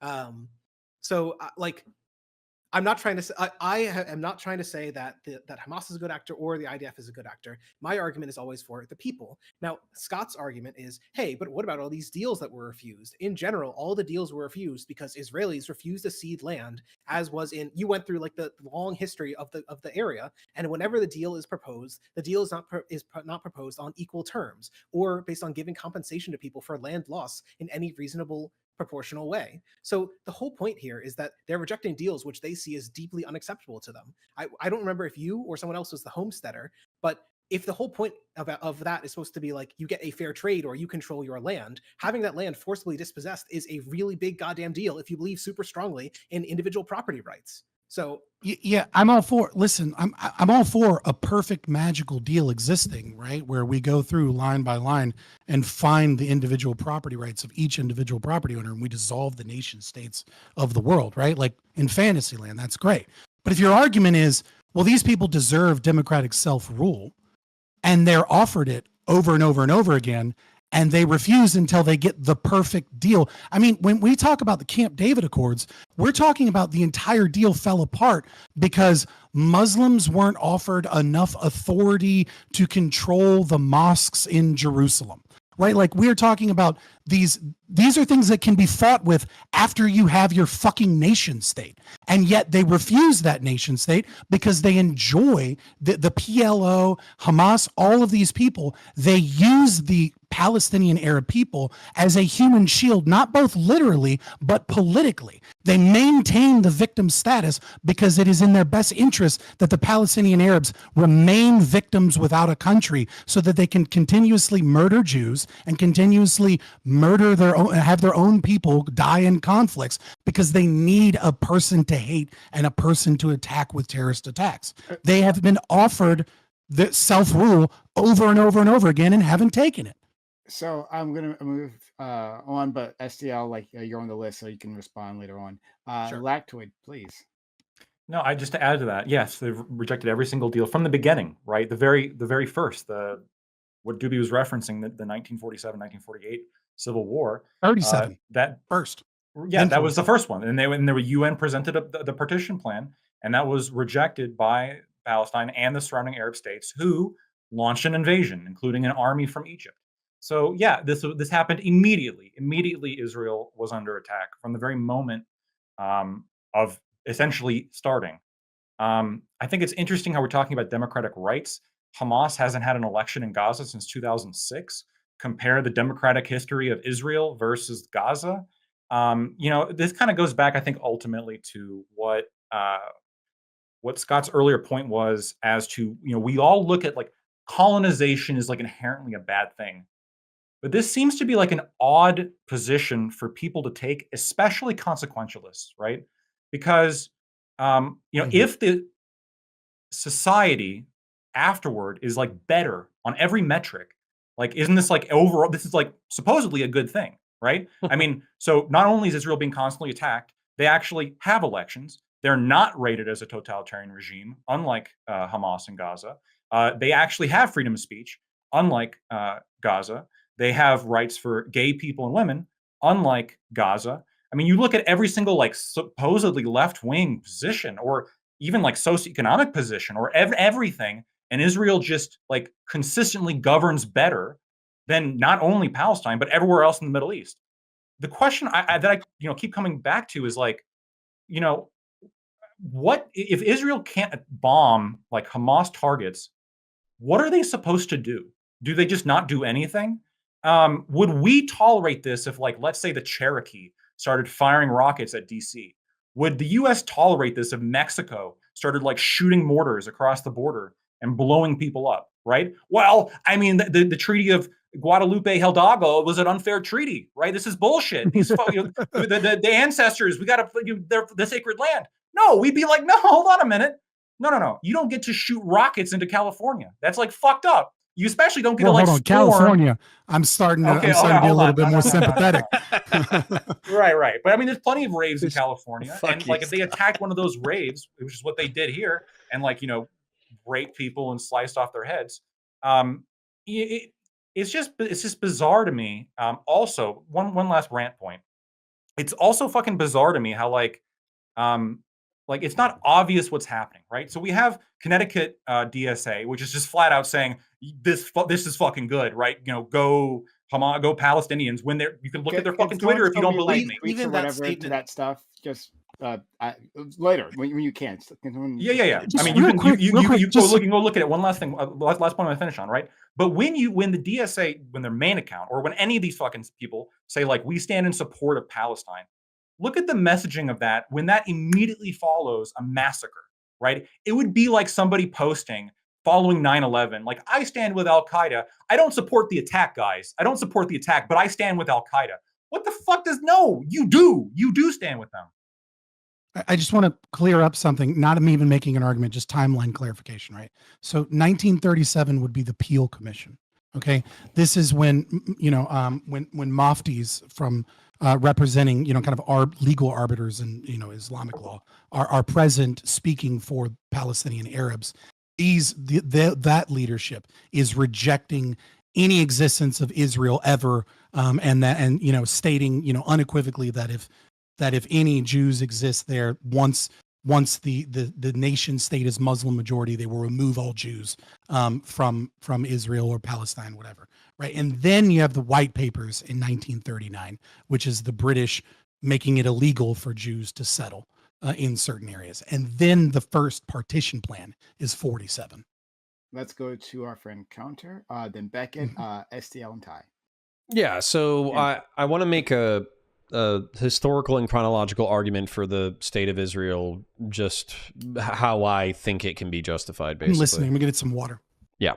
So historically, you can trace the roots of Israel all the way back to 800 to 1200 AD. So we're talking about 800 to 1200 years before Christ is when this area was settled by Jews. So it was founded by conquest, which I find deeply ironic, because basically they put the Canaanites to the sword. They killed a whole bunch of towns of people. They put every man, woman, and child, and even some of the cattle to the sword because they were so evil, et cetera, et cetera. So I do find it ironic that we're still doing the same shit, 3,000 years later. That being said, I don't think we should be doing the same shit 3,000 years later. They lasted through the Persian, Babylonian, Hellenic, Roman, and Crusade slaughters, and that is what caused the Jewish diaspora. So people came in, they killed a shitload of Jews, and as a result, the Jews said, we can't stay here, we're not safe, we're going to go be, strangers in a strange land, basically. So they did that.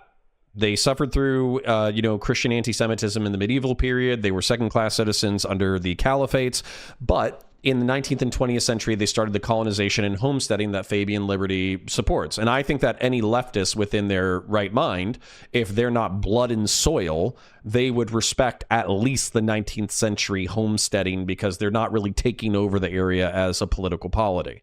Now, that being said, in World War II, we have the mass slaughter of European Jewry, and the survivors say, we need a place. So what happens is that accelerates Zionism to the point that they establish the state of Israel in 1948 chronologically. So at this point, for me, I don't give a shit about the Holy Land itself. I don't care about the dirt, okay? If you wanted to take all however million Jews and move them all to New York, I wouldn't give a flying fuck, and honestly, I don't think it would change New York that much. That being said, I do think that there needs to be a territory where Jews can exist without fear of getting stabbed, raped, or murdered. So I'll try to move through my remaining points. Now, this is bad for everyone because it's geographically a difficult area. It's at the crossroads of humanity. But since that time, Israel has become a pseudo-democratic, high-tech society, and they're effectively the United States weapons research and development. I'm not saying this is a good thing. I'm just trying to be descriptive here. We give them $3.8 billion every year. I'm pretty sure all of it comes back to us in defense spending. We give them our most high-tech gear, and then they field test it on Palestinians. I'm not saying that's good. I'm just saying that's how close our relationship is.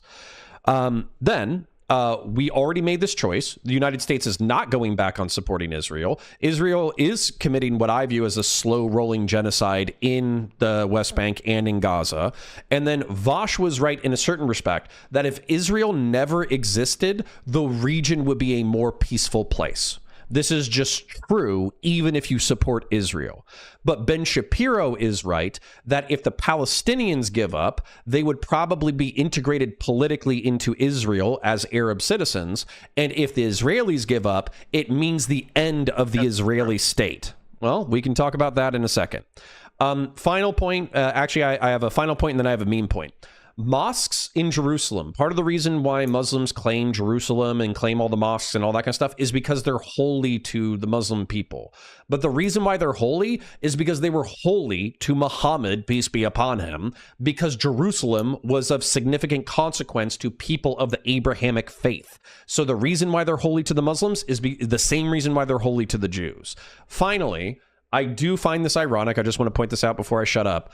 Diversity is our strength. Replacement migration is good. And we can always figure out how to exist side by side, except for in the case of Israel. Then fucking lefties become blood and soil fucking fascists, which I find amazing.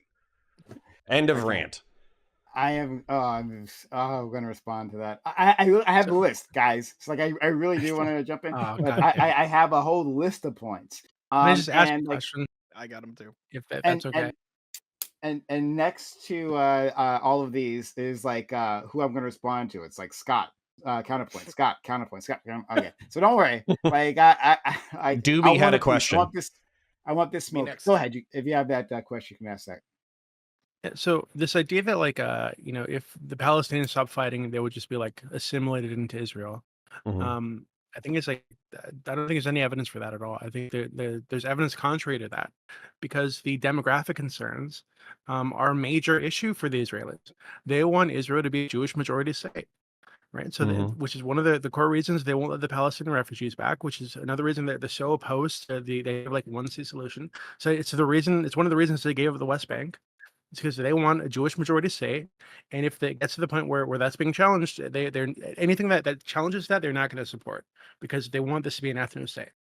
So I don't think it makes sense to say that if the Palestinians stop fighting, they would just like be assimilated. Like Israel's demonstrated that they're not going to do that. They're not willing to do that. So I agree with Doobie. I'm googling. You're probably right. No, so I'm googling. Did somebody say the population of Gaza was 3 million? It's like 2.6. 2 million, 3 million in the West Bank. Okay. So then at that point, like 20%, at least from what a cursory Google search, 20% of Israel's citizens are already Arab Muslim, at least from what I'm Googling, okay? So effectively what you're talking, and I think it's 2 million right there. So what you're talking about is let's say you annex Gaza, you take every single swinging dick after you kill all of Hamas, then you effectively double it. So you're probably at like 35, 40% for, Arab Muslims once you like scale it all out and all that kind of stuff.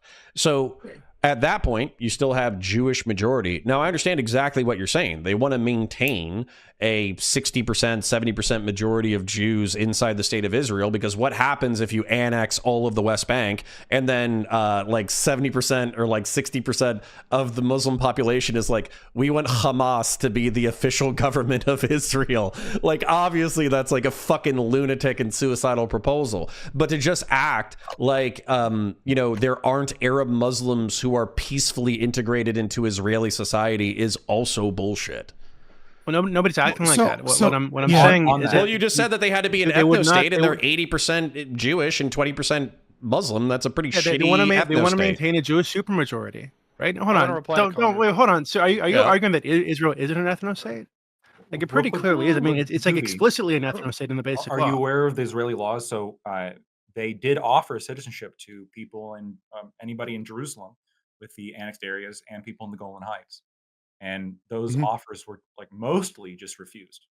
So they are offering citizenship in the places in which like the territories are changing, and some of the people there take it. A lot of them don't. What's the population of the Golan Heights? It's negligible. It's not. Yeah, it's not going to be much. Yeah, it's so like we're talking about like a one state thing where they just kind of assimilate Palestine, with the territories that are currently Palestine, so Gaza, the West Bank, etc.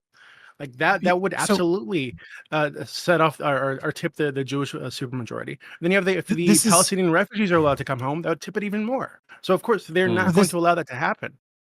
So this is already a little bit of an oversimplification. I do want to work my way down the list. We got like 4 people here. So can I just correct? Okay. There's a little thing that I need to, just tiny thing.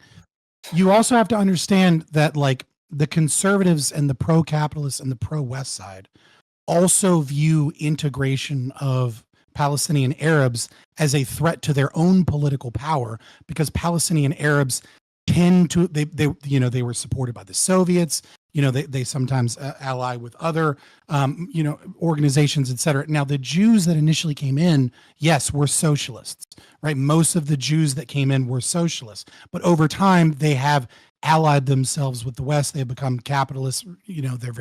Their politics are very much more Western, and so you're not going to see them want to take large amounts of Palestinian Arabs in for citizenship, just because half of the political parties know that they lose their power, and that Israel falls to socialism, which destroys all countries.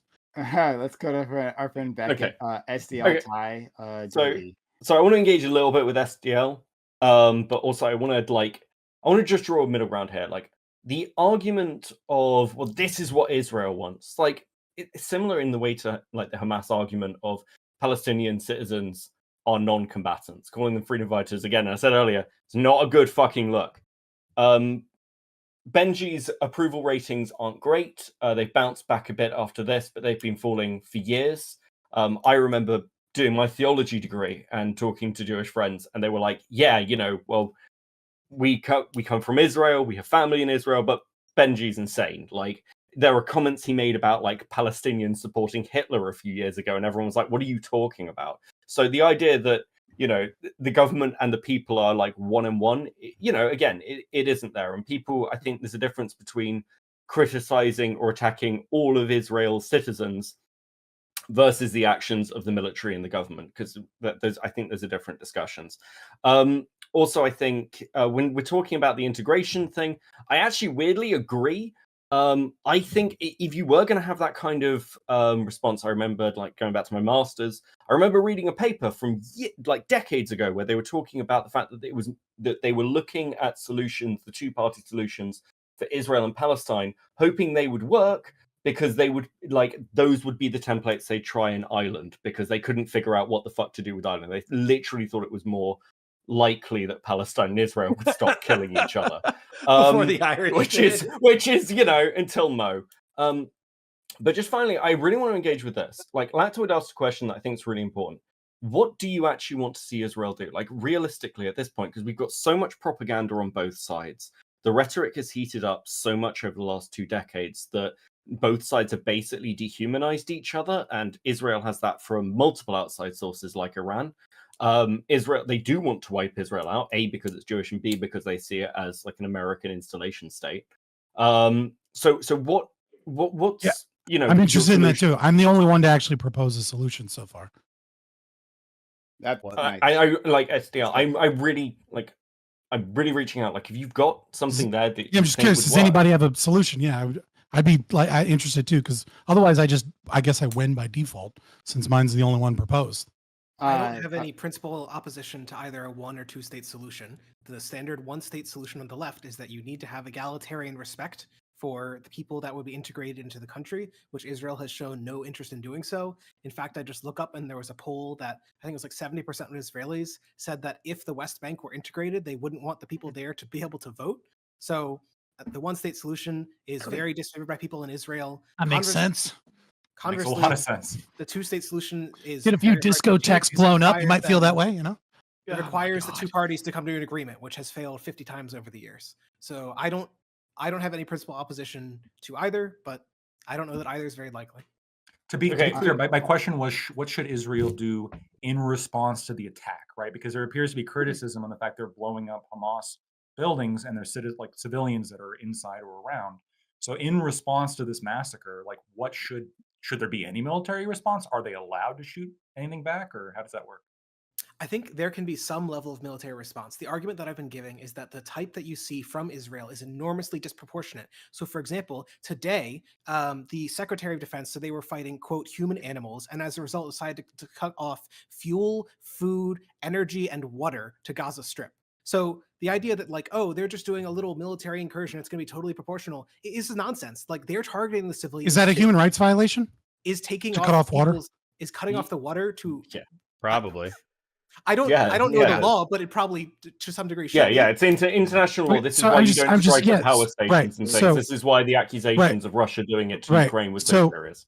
Yes. Yeah, I was just curious, right? So like when Russia does it to Ukraine, or when Ukraine in 2014 does it to Crimea, right? Is that human rights violations? Are you willing to say that the Ukrainian government is a human rights violation that might have led to escalating tensions with Russia and provoked them? Super tangential, but like, the UN I think has now investigated. I'm just curious if you're consistent with that idea. The UN has investigated like I think 12 Ukrainian human rights violations and like over 100 Russian war crimes. So yeah, I totally believe it. Can I just to follow up on this, like, because I just want to get. Hold on, just very quickly. Were you not done before? So no, I wasn't. I just want to see. So, like, you say that you like got ideas for solutions. If the solution comes down to end civilian deaths, to take that to annex that land, just wholesale, like just move people out en masse, like call it like an international aid thing of like, multiple countries go, we're just going to pick people up, we're going to find like somewhere to put you within the Middle East. Are you still like, if that ends the conflict on the Strip, would you still be opposed to it? Would I support if it's the only reasonable solution? Would you support that? Would you support? No. I'm not saying it's the ideal. I'm just trying to gauge. Would you support that over like a full military incursion that's going to like be vastly more civilian deaths? Yes, SDL endorsed the Palestinian Trail of Tears. Do it. You know you want to. That's what guys. Oh my god! Absolutely not. A peace that requires ethnic cleansing is not worth like. Okay. What? I'm not trying to trap you. I really am trying to gauge. I am. Hold on. I'm going to say no. That's fine. No, that's fine because I want to engage. This is one of the things I wanted to talk about. Hold on. What's your moral framework? Respond to me because I'm going to engage with this. Because he just denied consequentialism. Yeah, that's fine. Well, are you a deontologist or a virtue ethicist? This is what like I was gonna respond to Counterpoints about, right? He says like I don't care what your historical grievances are, right? You can't do X, right? Like the things that Hamas have done. Or fair enough, right? But then this seems to but then you're like, well, in response, what I'm gonna do is do a Trail of Tears. Is to ethnically remove you all. And let's not pretend that this is like a bloodless thing. Oh, we're just going to transplant this population of millions from one place to another. And that'll be the peaceful solution, just like the Trail of Tears was. No, I think it's really disgusting that you said that. Disgusting that you're endorsing literally just like the ethnic cleansing. To be clear, I'm asking the question. Don't say it. Oh, okay. That's silly. It's a thought experiment between two things to test whether or not you're actually a consequentialist or deontologist. No. If you want to go down the consequential, no. I want to do this. Well, I'll be very clear. What Counterpoint said at the very beginning is what I'm responding to. At the very beginning is that like this tragedy happened, and in response, it's fine. Right? Because he doesn't care. All of a sudden now he doesn't care about these grievances. Interesting as to where his empathy ends, but like he doesn't care about that. And now Trail of Tears. So go ahead. Yeah, so what I would say is my empathy extends to people that I think can reciprocate with me on a moral foundations level. So when it comes to intersubjective communication, yeah. Yeah, so when it comes to Israel, they largely follow like a liberal democratic system. They largely follow like a capitalist system. They largely follow like a human rights system. Now, they violate that shit all the time because I will concede that the conditions that they created in Gaza and the conditions that they are creating in the West Bank, they're effectively slow-rolling genocides. Like the reason why we don't get upset about it is because it's not like a Holocaust-style mass industrial slaughter, but you're creating the conditions like under the UN definition of genocide where you're creating the conditions under which people cannot live or whatever. That's effectively what they're doing. So what I would say is I think that the Gazan Palestinians, they could have taken the limited material resources that they had and basically built the society, like said, hey, Israel, we're tapping out. We don't want to fight anymore. We want to build a modern society. We want to have our own stuff. Can you help us get food, water, shelter, industrialization, technology, education, all that kind of stuff? And we'll basically stop shooting rockets at you. Instead, what the Gazan Palestinians said is go fuck yourself. We're going to come and kill you all in your fucking sleep, and they also proved that they're going to do it, and they rejoiced while they were doing it. When they beheaded that fucking Thai like migrant worker, they were laughing about it. When they were shooting the families in the fucking bunkers, they were proud of the fact that they did that. When they found some degenerate fucking Western drug addicted fucking prostitute at a rave and they blew her brains out with an AK-47 and they were holding her fucking head up like she was a trophy deer, they were screaming God is great while they were doing it. So when I see that, I don't see somebody that I can reciprocate with morally. So as a result, yeah, I might not want to do it myself. I might think it's bad that it's happening to you, but I actually don't give a fuck. So if Israel goes and levels the entire fucking place, we don't give a shit. And here's the problem with this, right? Sure. Because maybe it's not a problem for you, because you could have said literally the exact same thing about the Dutch South Africans. That we share a lot in common, actually, right? Not least of which your skin color. We share a lot in common. You guys have a system of government that I can recognize, right? You just had this little apartheid thing happening here. Those other people, they come from another culture and they don't have that level of history in common, and they had a lot of violent responses to the South Africans. So yeah, I guess I'll take their side whenever the Dutch South Africans, excuse me. But whenever the black South Africans fight back and do anything, well, I'm not so sure about this integration. No, Prime, thing let anymore. me own this for you. Response to you. Yeah, Prime, I'll own this for you. There were black Rhodesians. There were people who were integrating into black South African and Rhodesian society, who wanted school, who wanted higher education, who wanted materialism, who wanted capitalism, who wanted commercial trade, and who were integrating into society. Then there were members of the ANC who fucking kidnapped people, put them in tires, and then set them on fire while they were still alive. If I saw any political organization, actively promoting putting human beings inside tires and setting them on fire while they were alive, then I would pay. Hold on, I'm not done yet. I would literally ship money to men with foul rifles to go shoot those people in the face, and I would do so, and I would sleep fine at night. Wonderfully, I'm glad you're very honest with that, right? And just to be clear on that narrow point, just on that, is it simply the manner that they were killed, right? Those fucking spies. It's just that it's on video, actually. No, it's the manner in which they're killed. There are good deaths and there are bad deaths. Just the manner in which they're killed. So if they had done it more kindly, they killed the exact same people, right? With just a bullet to the. I'm like, you were just saying that you don't like bullets to the head of individuals. I don't like when we're talking about civilians. If they spared men, women, and children, if they engaged military forces, and if they used bullets instead of torture, then I would support their political struggles a lot more. Just military forces they're engaging with. Sure. Right? Like with the South Africans and with the Palestinians. It's not they're killing settlers, like uniformed individuals that they're dealing with. And many of those targets, like some of those targets for South Africans, right, or the Black South Africans, excuse me, I'm getting things mixed up. But for the Black Africans, it was some of their own people who were spies for the white minority, right, and they put them in tires. And fuck them is what I say, right? So setting people. So instead of hold on. Hold on. I just want to clarify something. So you're saying that let's just say they're spies and they're for a political organization that you hate, that you think is evil. Okay, you now have two options in front of you. One of them is execute them for being a traitor to the political movement that you care about. And just shoot them in the back of the head or whatever. The other one is put them in a tire and set them on fire so they feel rubber melting on their skin as they're inhaling burning fumes, and then eventually they die from systemic shock. So you're saying to you, there is no moral difference and you don't care that your political actors are taking the more egregious moral action. Hold on. I'll be very clear. There is no moral difference when the South Africans are torturing, right, doing bowel torture on the same level as the black Africans were doing. So the Dutch Africans and the black Africans. I keep messing that up. Wars weren't tiring people. But speaking as a they British weren't South African born person, I feel very seen tonight. They weren't. Oh yeah. But yeah, they.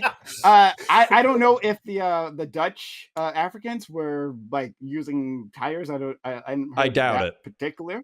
No, the Boers were not tiring people. But they were also torturing, raping, murdering the black. So once that is the state of play, no, actually, I don't care if they set them on fire. That's not a big deal to me. The problem is the oppressive majority and doing that to that minority that is powerless. So that's the issue.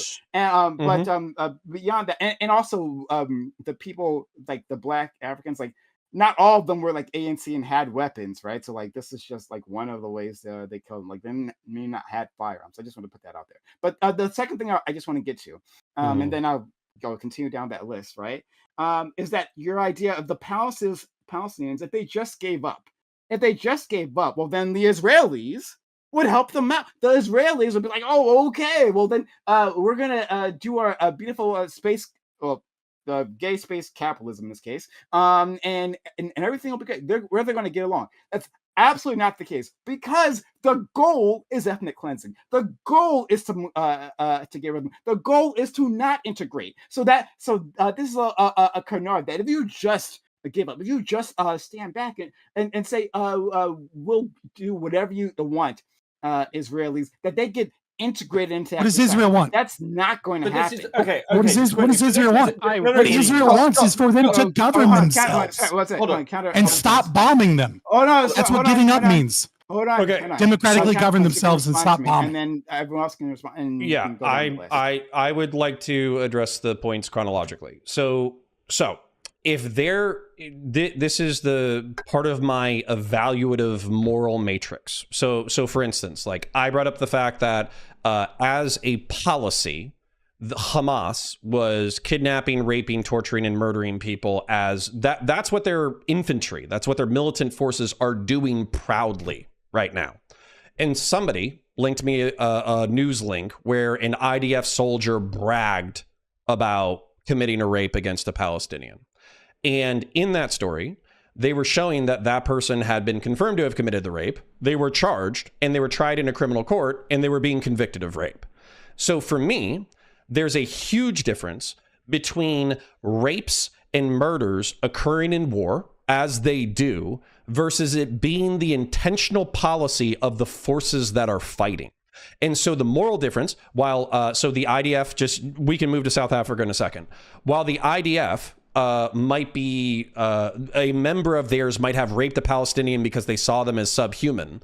The fact that he is being tried in criminal court, I would use as evidence that that is not the policy of the Israeli Defense Forces to actively go out and rape. Whereas, as we've seen with the Hamas terrorist attacks within the past week, that was their intent. Their intent was to strike fear into the civilian population of Israel by showing that we will do the worst things possible to you, and we will do so with glee. So what I would do, because I'm not a huge student of South African history, is I would go check out the what you told me about torture and rape in South Africa. And if I found that Dutch Rhodesians were torturing people by pulling out their fingernails or doing the shoulder torture or doing waterboarding or something like that, then maybe my moral calculus would change. Now, if I find out that the people that they're torturing are part of cells who had just got done butchering fucking civilians, then my calculation is going to change again. Well, see, here's the thing. You're telling me they're students, but guess what? We're 3,000 miles away. We don't know who these people are. We're getting stories from two factions who fucking absolutely hate each other, which is why, by the way, I understand that the Palestinians are going to resist, but if you're trying to justify rape and torture to me, it's not going to happen. Hold on, shut up, thanks. To be very clear, I'm not justifying like the actions from Hamas that we're seeing, like the things that you were talking about. Let me be clear, I'm not justifying any of that. Just be very, very clear. But to me, it's a really close parallel. I want to let other people in. Tiring people is not far off to me from rape and killing families. No, I'm just talking about the targets. I'm talking about the targets, like slaughtering those people as a music fest, completely fucking unwarranted. Absolutely. But like, but how you treat your targets does imply a certain morality to me about the factions. I think this is. I think. Hold on. Thank you. Hold on. So yeah, I think that as I was talking to my good friend Kobe last night, right? He brought up a really brilliant point, talking about like when a more quote unquote advanced society comes and colonizes a quote unquote less advanced society, that the oppressors teach the oppressed like what the state of play is, how to behave, right? So when the oppressors the oppressed like rise up, they mirror the behavior that is done to them. Now, that doesn't mean that I necessarily excuse it or condone it, right? I don't have to. I don't have to do that's that. true. I'm just saying that like this is literally what happens. And again, to be clear, I don't like the things that have been happening the last 2 hours. I don't condone. But I'm just gonna leave it there for now. I'm gonna let other people in. Yeah, and if I could make a final point before I shut up. So and happy to be proven wrong, and maybe you will wane my support for the state of Israel by proving me to the contrary. I have not seen IDF gleefully hacking people's heads off with farm implements. I haven't seen them walking into Palestinian homes and massacring the family with glee and videotaping it and posting it online. And I haven't seen them parading around the corpses of Palestinians as if they were hunted animals while screaming, God is great. So if you show me a counterexample, then maybe my support for Israel will evaporate and I'll let you genocide them all. But until then, we're not going to do it. Don't even put that. Hold on, don't put that in my mouth. I'm fucking with you. Clear. Well, hold on. So you just need to look at like imagine that happen though. I mean, Twitter. I just want to really quickly hit at both of you. So, firstly, from the perspective of Connor, there is a huge amount of anti-Arab sentiment in Israel. Let's not pretend otherwise. Sure. From the civilian population, from the military, from the government, there is. We need to get rid of them. There is a threat there. So from like the conversations of integration, I don't think it's going to happen. At least with like you would need to reteach an entire generation on both sides away from cartoon propaganda, like we saw in Nazi Germany. Both sides are using it to radicalize their kids into martyrdom and hatred. That is just what's happening. Secondly, do you know what's crazy? Someone sent me a Sam Harris article from like 10 years ago where he's basically having this exact same fucking conversation. And from the point of, well, it's terrible this happened yesterday and, you know, we need to recalculate that. How many fucking times? Because like this is how Hamas works. When we're talking, let's go back to like the fucking 1972 Olympics. They didn't target a military installation. They didn't even target officials. They killed athletes. They kill civilians. They pick their targets, and like you can have a conversation about militias or anything else. I'm literally qualified to do those conversations, but nonetheless, they target civilians. They use terrorist tactics, and those are the sort of things that are much, much harder to excuse because we understand that they are outside the theater of conventional warfare. All right, okay. I've been patient. I'm good at guys. I've been patient. I'm fucking buttoning this fucker. All right. First of all, what Doobie was saying, I largely actually agreed with, and this is more replying to counterpoints, right? I actually want to fight Connor on this one. This is going to be fun. First of all, I don't believe Israel is a good faith actor any more than Palestine is. I think Palestine is definitely not, but I don't believe Israel any is more than Palestine. That's crazy. No, I don't. Let him get serious, dude. I absolutely do not agree with that whatsoever. That's such a dumb both sides take. Come on, be real. No, dude. Okay, fine. I am the ultimate centrist. Everyone deserves to die in this case. Okay, I will fucking bite that bullet because no one is the good guy here. All right. Second of all, you're just being silly. Make a real argument. He's been waiting. Let him go. All right. So why don't you just ask him to be honest instead of meme? Like, come on. No, I'm dead fucking serious. I do not expect the Israelis to be good faith in this. They have clearly said, we do not want to make Arabs the majority. So that means that they're going to play from the bad faith of the cards from the... That's not what you said. You're saying that they are equally as bad faith as the Palestinians, despite every fucking decade bringing a peace agreement. Don't make me steel man him in the first 10 seconds of his shit. Let him go. Look. All right, fine. It's an absurd argument. Okay, even if like whatever. Don't engage. Just move to the next thing. Move to the next thing. Okay, fine. All right. Connor, you made a great history of like the Israeli part of this. I want to give the Palestinian kind of version of this just because I think it's relevant here. Right. Most of their ancestors have been there as long as the Israeli has. Literally, like you have the Getimids, the Heshemites, the folks who have lived. They have literally commingled with the Jews for literally the last 3,000 years, right? And you have the points where they become in charge a couple of times throughout history under the Rashram Caliphate and a few other instances in history. But they've also been fighting off invaders constantly. They've had the Turks, they had the Mamluks, they've had the Brits, now they've had the Israelis. Like, I don't blame these people for being in the position that they're in. They've been constantly taking it up the ass over and over and over again, and they still fucking dig in and try. Straight up. So there's a point where I'm like, yeah, you say you can sleep well at night. I can't. I don't want to support either of these people because of the baggage that all comes down to this. And you know what? I totally get where you're like, hey, you know what? Israel can play by a higher standard of ethics because they have the power. It doesn't fucking suit for me. Because war is the abandonment of morality, in my fucking opinion. Whenever you've taken up the arms against your fellow human beings to this degree, I don't give a shit if you're pumping them full of lead straight in the head, or if you're like quietly bringing them outside to, pop them in the back of the head, or whatever the fuck that is you're doing. You're killing people. You're fucking taking away their livelihoods. You're destroying their homes. You're killing them. Whatever the hell is, you're turning them into fucking confetti. So, do you think self-defense is always murder? Just steel man it. Yeah. The problem is like this is a circular cycle of self-defense. I don't blame anyone for doing what they're doing in this case. I really fucking don't. If I was a Palestinian, yeah, I would want the fucking Israelis dead for what they did to my family or my home or whatever else. Yes, if you don't blame anybody for anything, if you don't blame anybody for anything, and you refuse to support anybody for anything, then like, do you have an opinion other than just nuance? Okay. Like, do you have an opinion?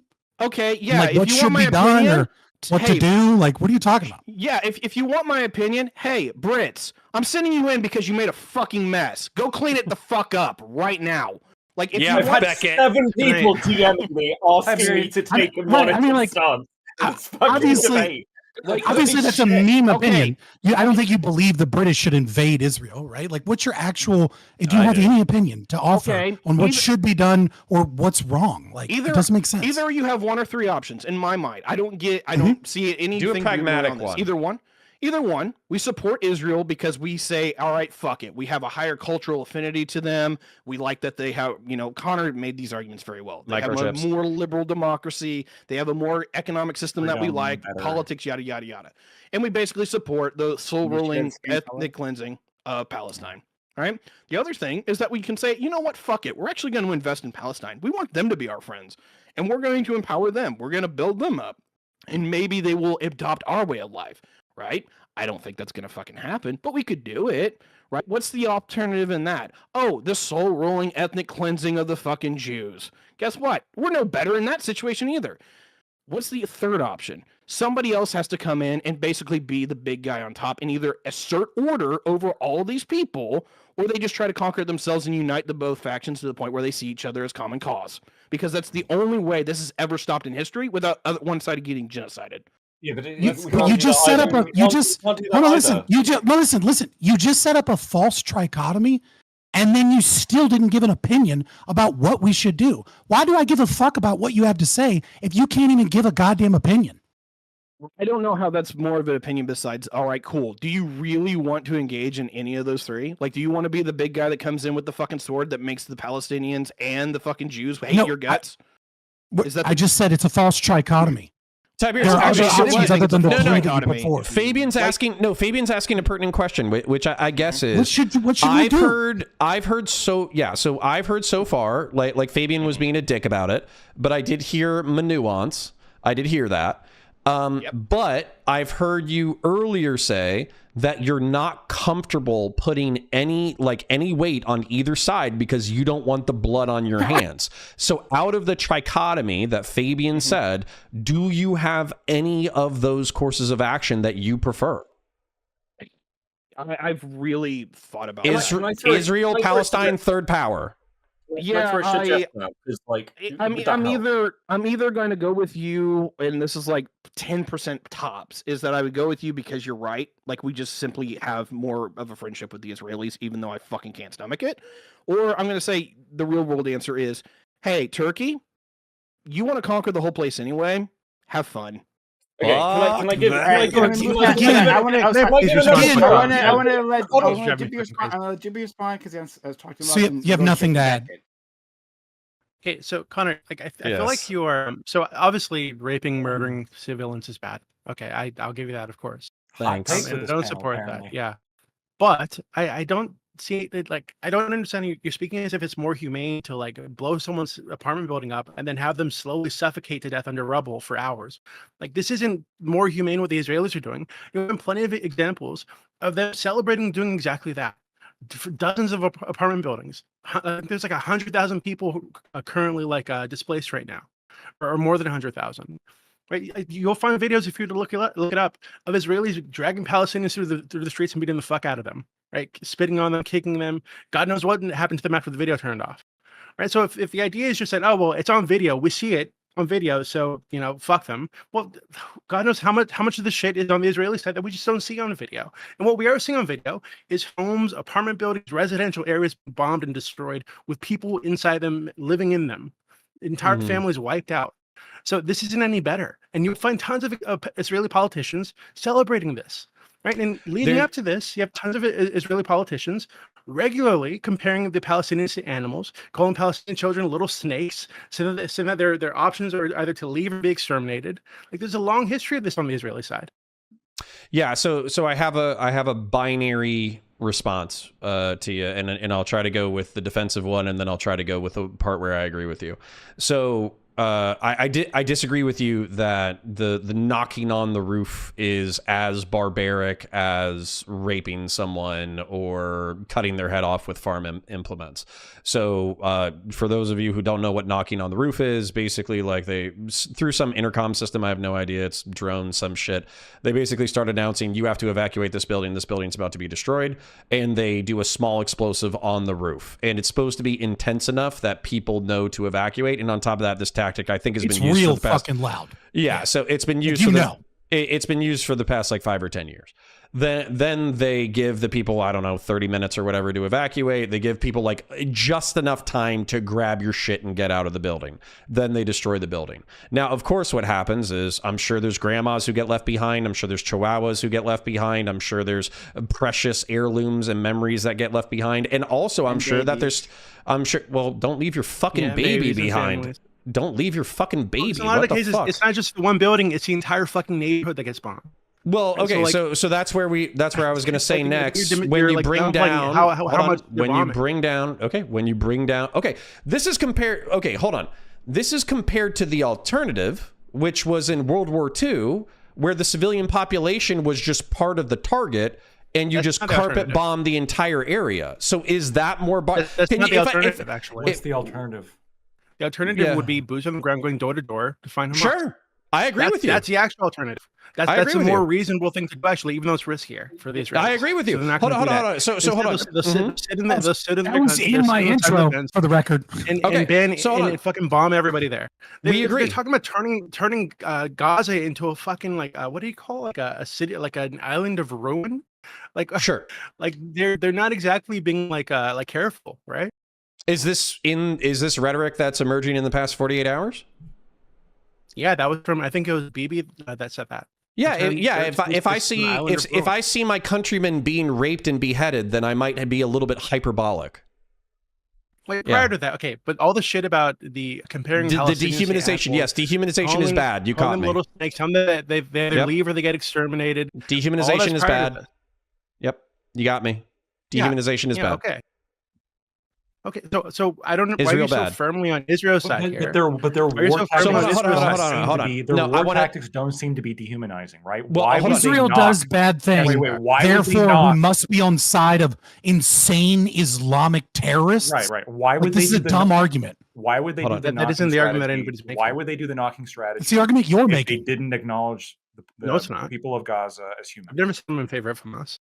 Because of international pressure. There you go. Yeah, I mean, you accuse others of saying that because they lean on the side of Israel, or because they believe that Israel should do some action, that means that they're on that side, right? And that they should be on the Palestinian side. So unless you mean you're on the Palestinian citizen side, but that you're completely against the Palestinian Authority, PLO, and Hamas, then like I don't know, maybe make that clear. If that's what you're really saying, is that we should weep for the Palestinian individuals. Hamas? Doobie, hold on. I want to indicate that I'm pro Hamas. And to be clear, Connor's statement earlier, I think, was basically giving Israel carte blanche to do whatever the fuck they wanted because he saw videos of people getting murdered. Like that's what I got from Connor. It's more descriptive than making like a positive moral claim. I don't think slow rolling genocide is good either, by the way. So this is more of like a descriptive thing of what's going to happen. Egyptians, so Gaza is in the south, right? If you just imagine the map of Israel, there's the West Bank, which is still majority Muslim and Arab. There's Gaza, which is majority Muslim and Arab, but they have like the population density of Manhattan, but it's a shithole open air prison. The Egyptians aren't going to take Gaza. It's not an open air prison. They're not. Okay, the Egyptians are not going to take the Gazans. That's the next country over. Israel doesn't want the fucking Gazans. The Gazans hate Israel with a fiery fucking passion, and they've just proven that in the past 72 hours. Descriptively, if I was Israel, if I just saw my countrymen raped and beheaded and gleefully posted online about that, then what I would do as a matter of policy is go in there door to door, like you said, differentiate between civilians and combatants as much as possible, kill every swinging dick combatant from north to south, and then I would literally do, I'm not kidding, I would actually do the Palestinian Trail of Tears and fucking march them over to the fucking West Bank and say, tough titties, you live here now. Well, you don't need to do that though, right? So like, you leave them there and you give them a new government? No, you can do what civilized maybe there are things that Israel did leading up to this that caused the situation. I agree with you. I agree with you. Didn't hear lactoid at all. Yeah, I just wanted to say, like, you can do what other civilized countries do, which is like what we did in Japan, which is like MacArthur plan, it, right? You occupy it and you begin to like get rid of, like, they had some very troubling things in their government and very troubling things in their culture involving imperialism and involving like mass Marshall Plan, right? Events against other people, and that's just what you do with Gaza, right? Israel, Japan's not a good example for this. You actually, ironically, you want an example for this? It's Ireland, and occupation didn't fucking work. It made things so much worse. Like Hold on. Let me finish. Because you're talking about after-war military action. That is not the situation here. When we're talking about something like the IRA, you are talking about normal people being radicalized, small arms and guerrilla tactics. And the minute you occupy, the minute you have a military target, all you are going to do is, the prison has fucking gave them the target. Well, no, the difference here. Then what about Europe and Japan? The goals of the UK with Ireland was not the same goals as the US had with Japan. The US did not intend to make Japan part of America. The US intended to make Japan part of the civilized world, right? It was going to bring Japan out of the sort of feudalistic imperialist kind of area it was in. And by the way, just another kind of interesting comparison. How's Japan took 10 times more casualties than the US did fighting with that. And it was disproportionate killing, but yet it was still overall just. And the overall outcome there was a Japan that's far better than pre-World War II Japan, right? It is a Japan that actually understands things like human rights and understands things like relatively speaking, speech, et cetera, et cetera. Why can't this happen in Gaza? Well, you don't have to deport them all. You can they're people. They can learn to not shoot rockets. There are potential other solutions. I mean, I think the open-air prison comment's actually pretty pertinent. Like, you could take areas and basically just create corridors that are demilitarized or third party, and then it's a propaganda term. No, but it is a propaganda term, of course it is, but that doesn't change the fact that that's how people fucking feel when they can't get in and out of their own region without having to go to the border checks of another country. When did that start? 2006, when Hamas was elected. Right when Hamas was gaining political ground, the blockade but it has made things worse, has it not?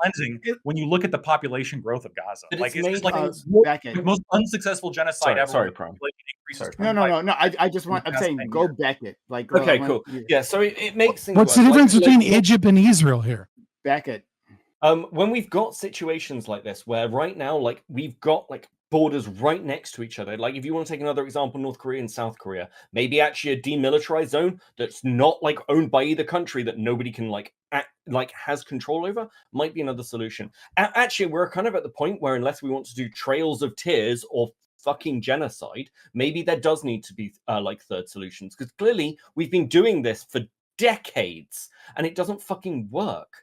Like, the problem is there will be a panel in like 5 years' time discussing exactly the same fucking shit. And I doubt it. That's if Israel Hamas doesn't needs use to this go. as exactly the solution that they want, that they need, the excuse that they need to go in and just be like, right. Wait, hold up. This is something that I keep hearing from lefties. You can respond. I just quickly, guys, if you are new to this channel, out in YouTube land, we've gotten like 60 people, which is like the most we've ever had on our own Steam. Hello, hi, if you're new here, nice to see you. Subscribe to the channel because we have conversations like this all the time with these level of degenerates. So we love to have you. So yeah, if you're new around here, and hit the like button would be helpful as well. And super chats. Sorry, Prims. The super chats and hype chats would also be helpful. So if you want to engage with us, we'd love to hear from you, right? Because I can see you all are highly motivated out there in the digital land. Then help support the channel so we can keep doing things like this. Super chats, hype chats. If you're on Twitch, consider subs to the channel, gifting bits or gifting subs. Okay. Just very quickly, can I just say one last thing? And I swear to God, I'll shut up. Just on the big guy idea and why that won't work really quickly. No one can really come in because the minute America comes in and occupies and goes, we're going to do this, you just end up with Iran over militarizing. If you get any Muslim state involved, you're just going to end up with exactly the same problems on the other side. Because it ends up in sort of like the World War I situation. Literally what Bin Laden wanted. Okay, yeah, Y'all keep saying this is surprising to me because I keep hearing it from lefties, like we're going to have the same problem in 5 years or whatever.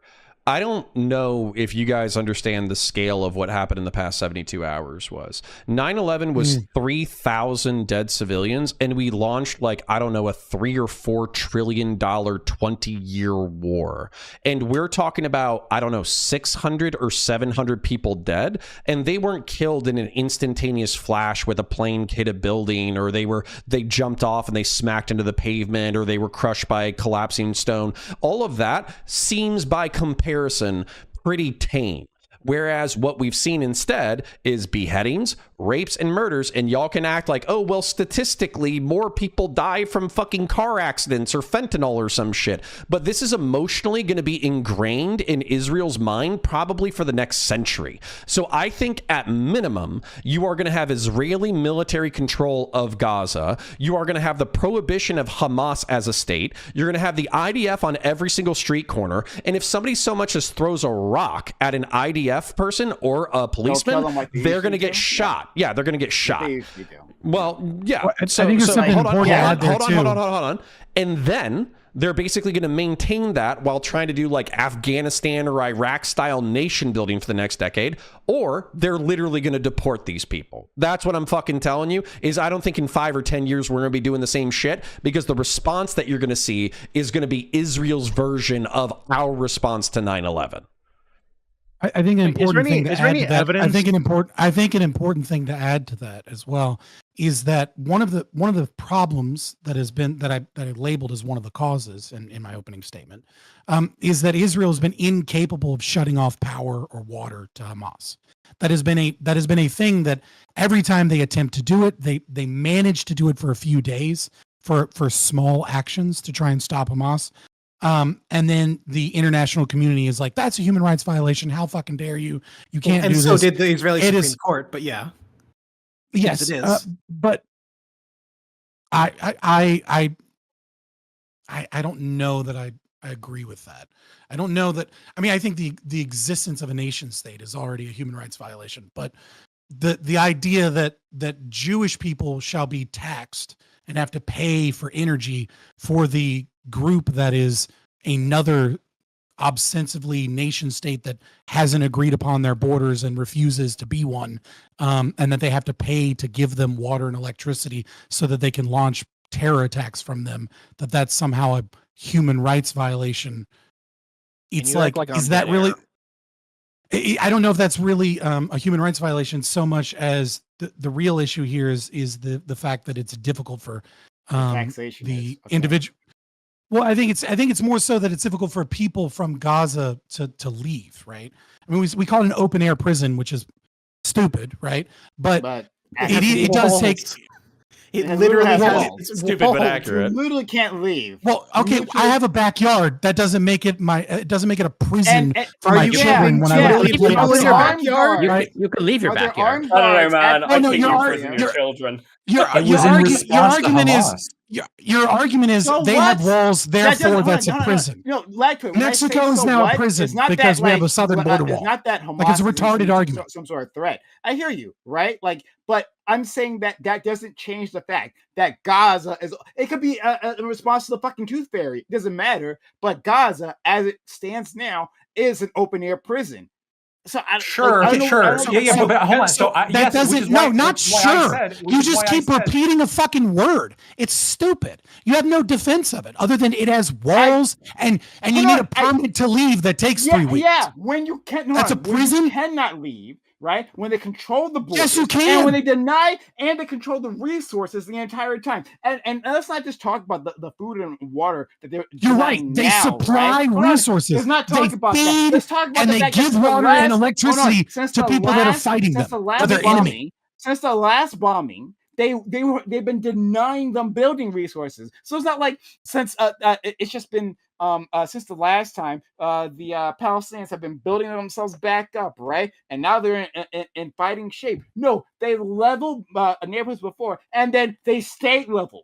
They just left it there, and then again, packing people, as someone said. If Mexico was launching attacks on Texas, and Texas was supplying Mexico with power and water, and then you would claim all of a sudden it's a human rights violation for Texas to cut off power and water to Mexico while they're bombing Mexico. If they are stuck there, then yeah, it's a fucking prison. How is it Israel's fault that Egypt refuses to allow them to immigrate? When I am stuck in a building and there are guards around me, and they regulate what comes in and out of my my area, and I cannot fucking leave, then I'm in a prison. We understand this. I don't know you why believe the southern wall is an open. You believe Mexico is an open air prison. Liberty. I'm not sure why you're being so fucking obtuse with this, but everyone else can understand. It's not the same fucking. I'm calling out the bullshit. I'm calling out the bullshit. No,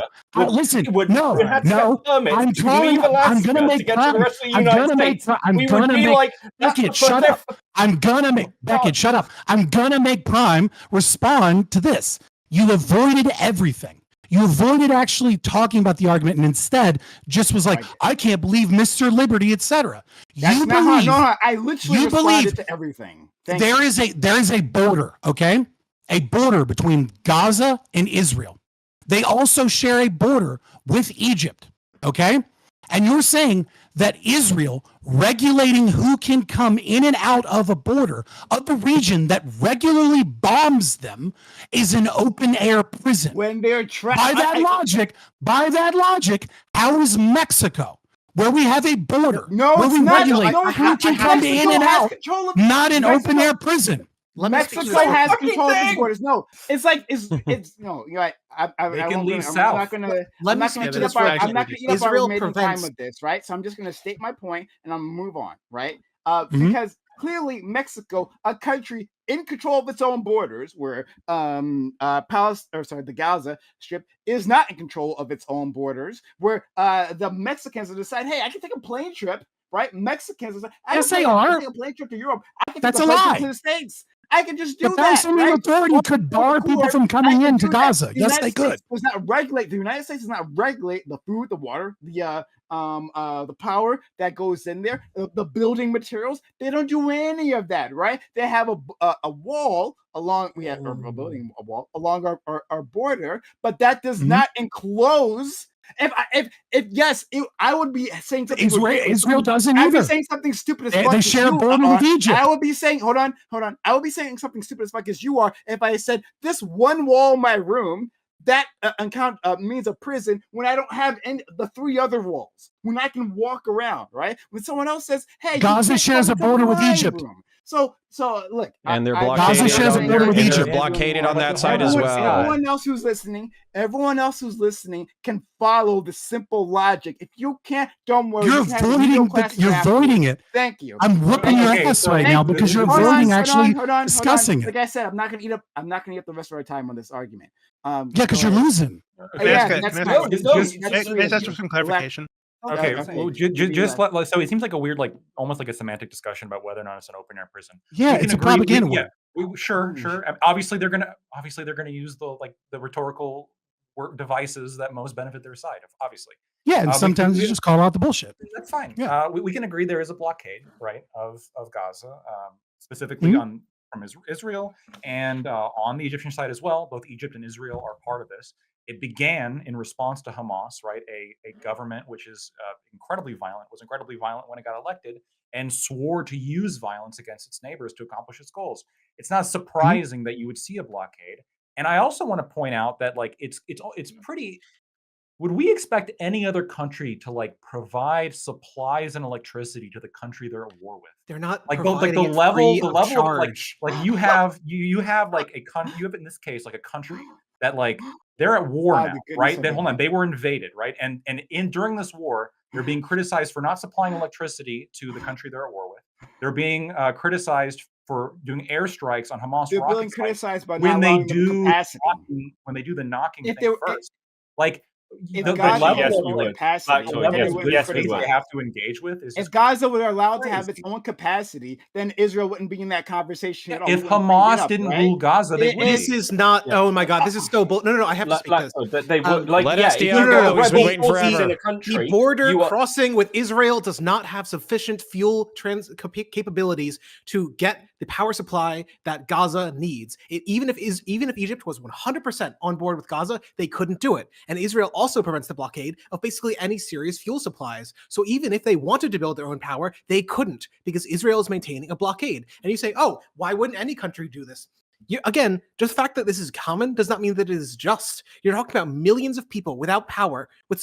I want to be clear. Gaza is the 3rd densest country, if it were one, on Earth.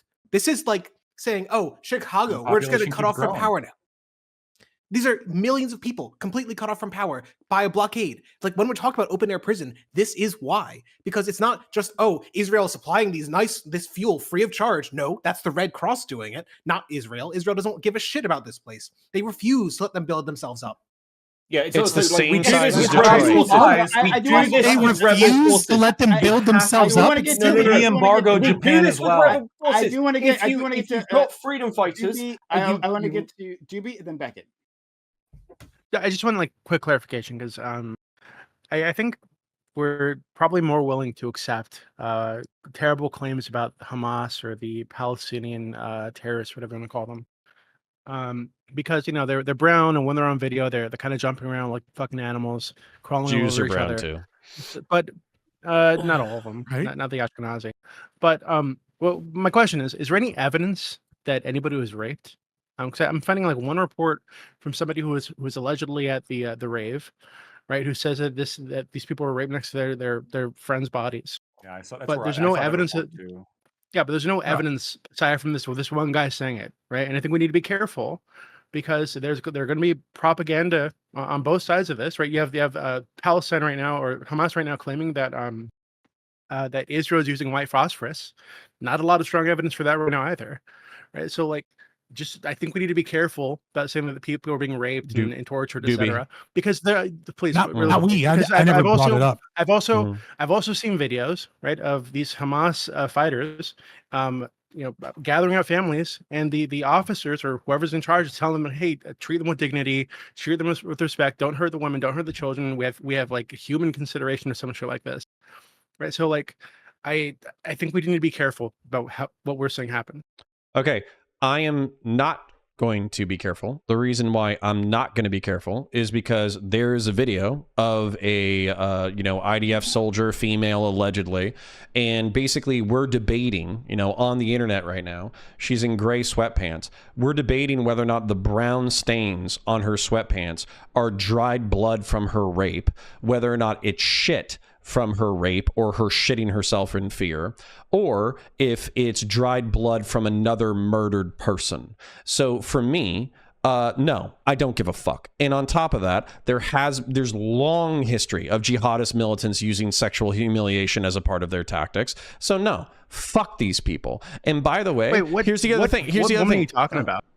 There's literally she's getting out of the backside of the fucking Jeep. Yeah. That blood and brown shit is on her ass. That's not between her legs. Yeah. So I saw that. Yeah, this is the satin bit. Yeah. So so she only you just sat. Counterpoint's point. She only like you're sat gonna in the argue and blood of debate about another where it murdered is. person. Yeah, possibly. But you're okay with murder. You're okay with murder though. I'm not okay with murder. I'm okay with killing. You are okay with if you want to call it killing, you're okay with the killing of Palestinian civilians, right? To achieve whatever ends you think Israel's trying to achieve, right? So no, you seem to have some kind of moral compunction against is torture and rape. So if the rape isn't happening, I do think torture and rape is worse than killing. Okay. Yeah. Okay. So, but if that's not happening, and what you're doing is gobbling up propaganda put forward by one person allegedly, and we don't know if any of this is actually true. Dude, right? They're at a fucking raid where everybody was scantily clad. So I don't think there's any strong evidence this actually happened. Doobie, I am so happy that I've known you for the past 2 or 3 years, so I don't absolutely lose my shit on you right now. Because he's just trolling, dude. Because if you were a random person who I thought was being dead, and by the way, you could be totally serious because sometimes you have psychotic takes. But like, if you were like a totally normal person that I knew and you were coming at with me with these takes, I'd be screaming in your fucking face right now. And the reason why. Yeah, I'd be screaming at you because I think it's so fucking retarded. Like, there is footage right now of Hamas militants going into the air raid shelters of civilians and gunning down children under the age of 10. There's them murdering a migrant worker with a backhoe in which he's obviously already been stabbed and is bleeding to death on the ground, and they use a farm implement while he's still partially conscious in order to sever his head from the rest of his body. There's the paramotor militants airdropping down into the fucking rave and gunning people down, and then there's a bunch of European teenagers running around. There's a European woman who's being loaded onto the back of a motorcycle screaming, "Please don't kill me," while they're dragging her boyfriend off to be executed. There's reports of up to 700 to 800 Israeli, largely civilians, dead in Israeli territory right now, many of them unarmed and many of them through execution. So for you to autistically focus on whether or not they've been penally penetrated by their attackers, for me, is absolutely missing the forest for the trees.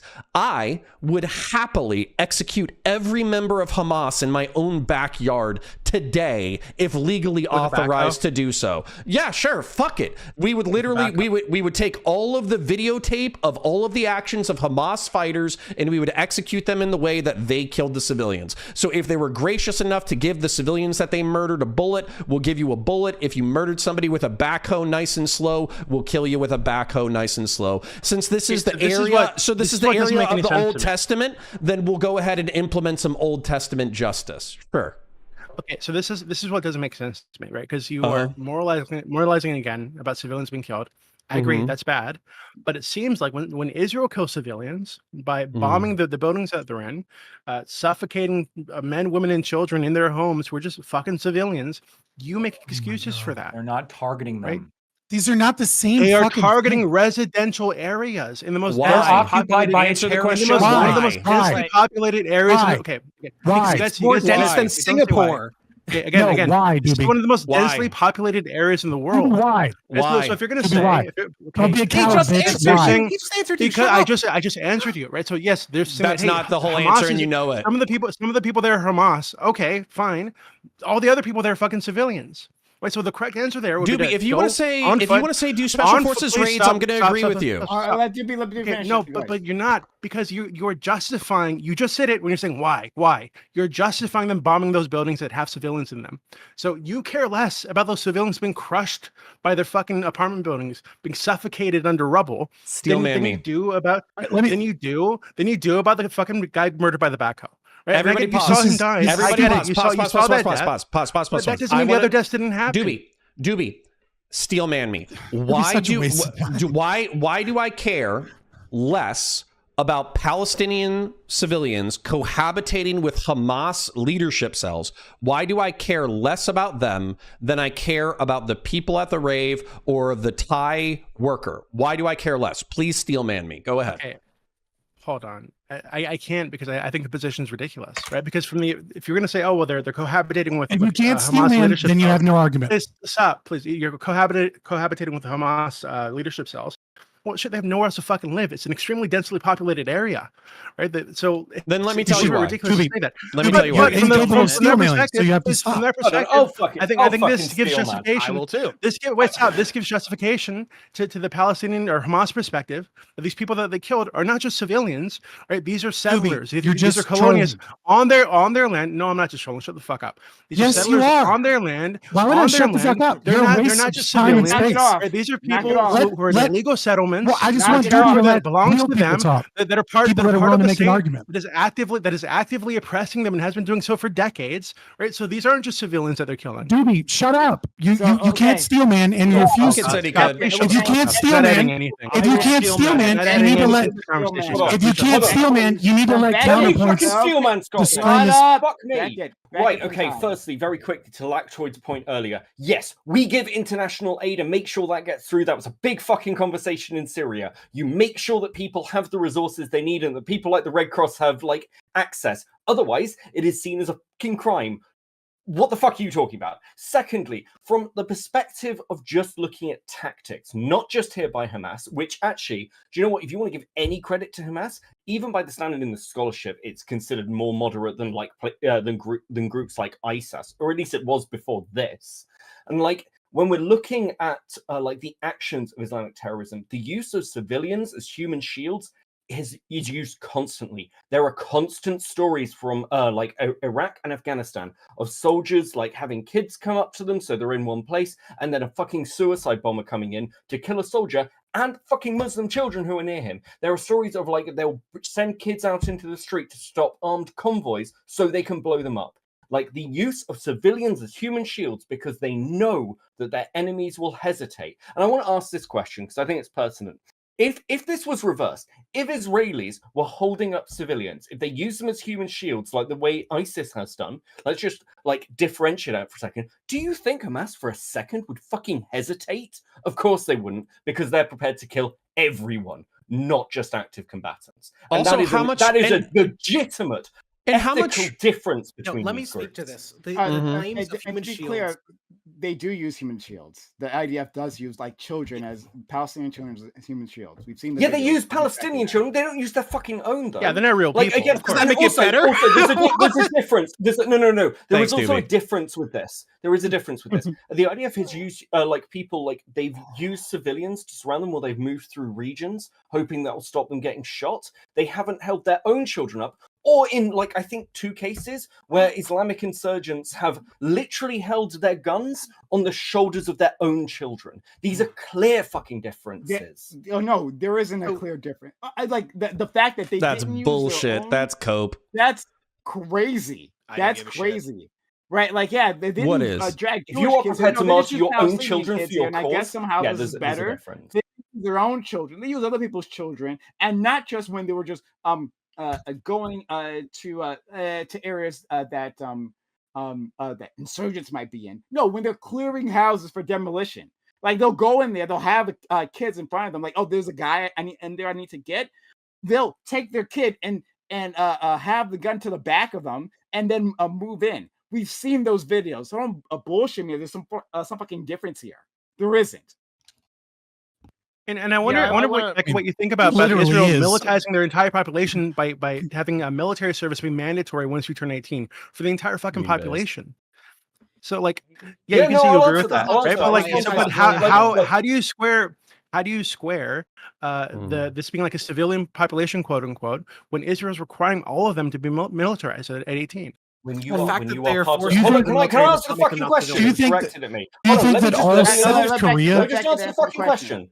Like, yeah, again, with any kind of conscription, whether we're talking about South Korea, whether we were talking about like any other national service, we're talking about fucking France. If you are conscripted into the military, you are part of the fucking military. Once you do your service and leave it, you are back to civilian life. And again, I'm not pro-conscription outside of a war. And then if you want to say that like people are like getting dragged, I'm not pro-slavery unless. Well, yeah, I think that like defending, I think conscription. Then I'm pro-slavery.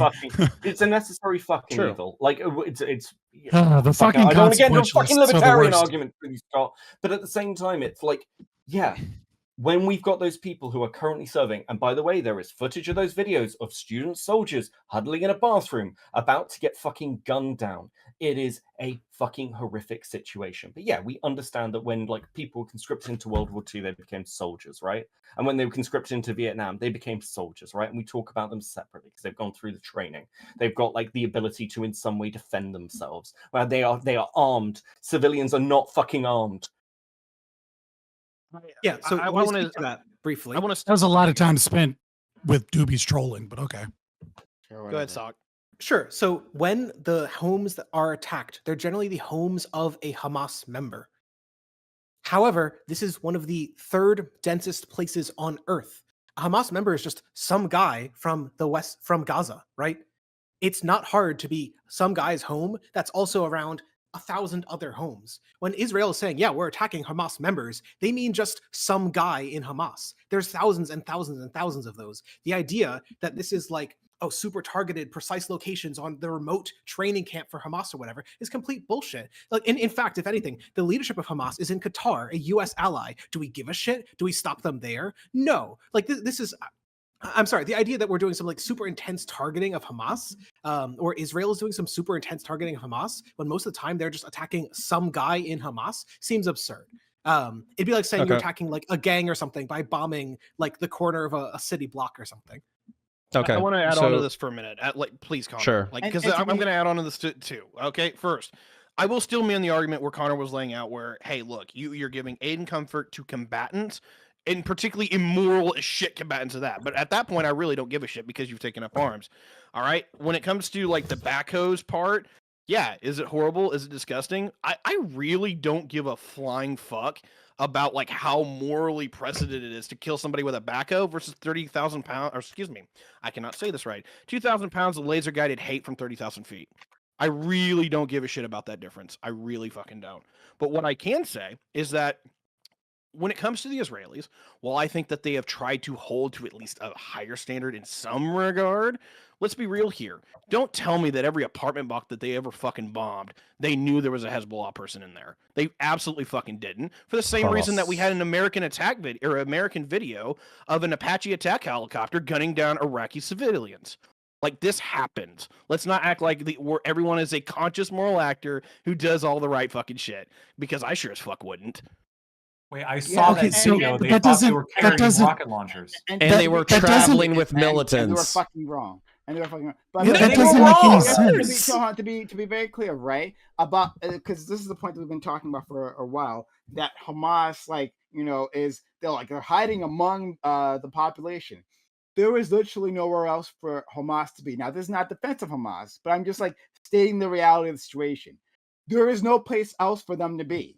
Of course they're going to be within the population. Like, Hamas can't have like a base, like its own military base, because Israel just destroy. Israel gets to have its own bases, and I would say, like, if Hamas could strike those military bases, then that's where you should be aiming your weapons, right? But they literally don't have that. They can't do those things because they'll get their they asses have kicked. a technologically superior opponent. Right? Because there's no even playing field. Why are we engaging in apologia for a terrorist organization? Hold on. Not doing an apology. Shut the fuck up. I'm talking. Thank you. Much appreciated. It's literally doing an apologia. Shut up. Hold on.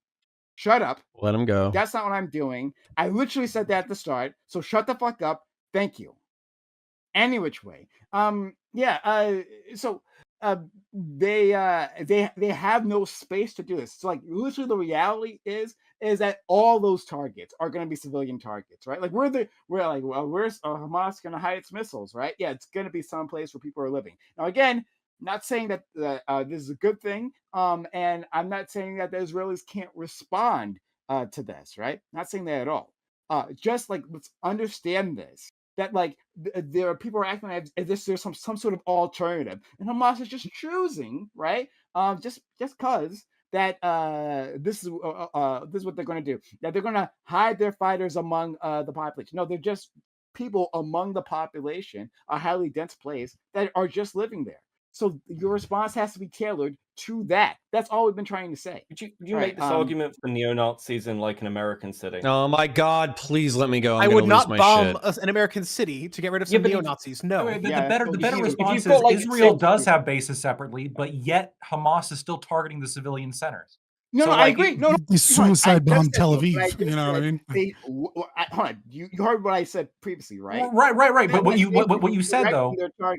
I hear you. But what you said was like, they're not like Israel where they can keep their bases separately, right? Yeah. But like, Hamas isn't even targeting the bases; they're shooting at civilian centers. They would if lose Hamas horribly. had military bases separate than the civilian centers, where would Israel be targeting? Hopefully they will be targeting they would. bases. I don't know. They would. No, I don't fucking know, because Israel is a racist state with racist policies, with racist leaders. No, I actually don't fucking know. I don't know. Then allow me to eliminate. I would hope. I want to give them the benefit of the doubt that they would, but I don't know. And you don't either. Yes, I do. I can infer by the fact they're only targeting Hamas like command centers and rocket launch sites. Yes, there are civilians there. Okay, and I can. They try and give them their own state like every 10 years, and they refuse because all they want to do is kill Jews. God, please, everybody shut up so I can go. Apologize for them and support terrorists. Nice try. Okay, I would like to go now. So I'm number against one, it. But anyways, here's the reason why they told me fuck up. Same team. Friendly fire is on, asshole. Holy shit.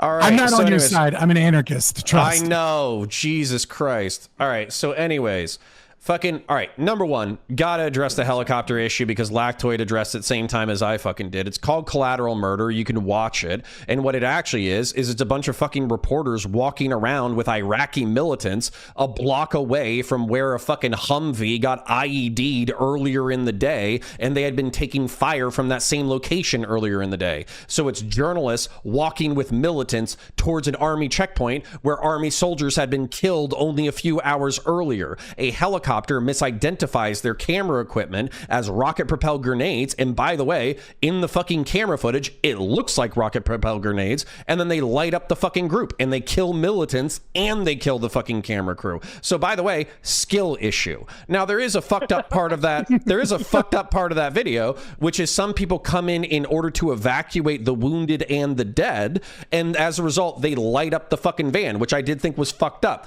Now, there were kids in the car, but here's the fucking thing about me anyways. If I'm going to pick up dead militants on the side of the fucking road in the middle of a free fire zone a block away from a suicide IED, I'm not putting my fucking kids in the car. Arabs seem to have a fucking problem with that. Now, the next fucking point is yeah, okay, you know what? Y'all have been fucking talking mad shit about all sorts of wild shit. It seems like it's impossible. It's like fucking culturally impossible to not put children in harm's fucking way, okay? So let's just fucking call it what it is. Spade a fucking spade.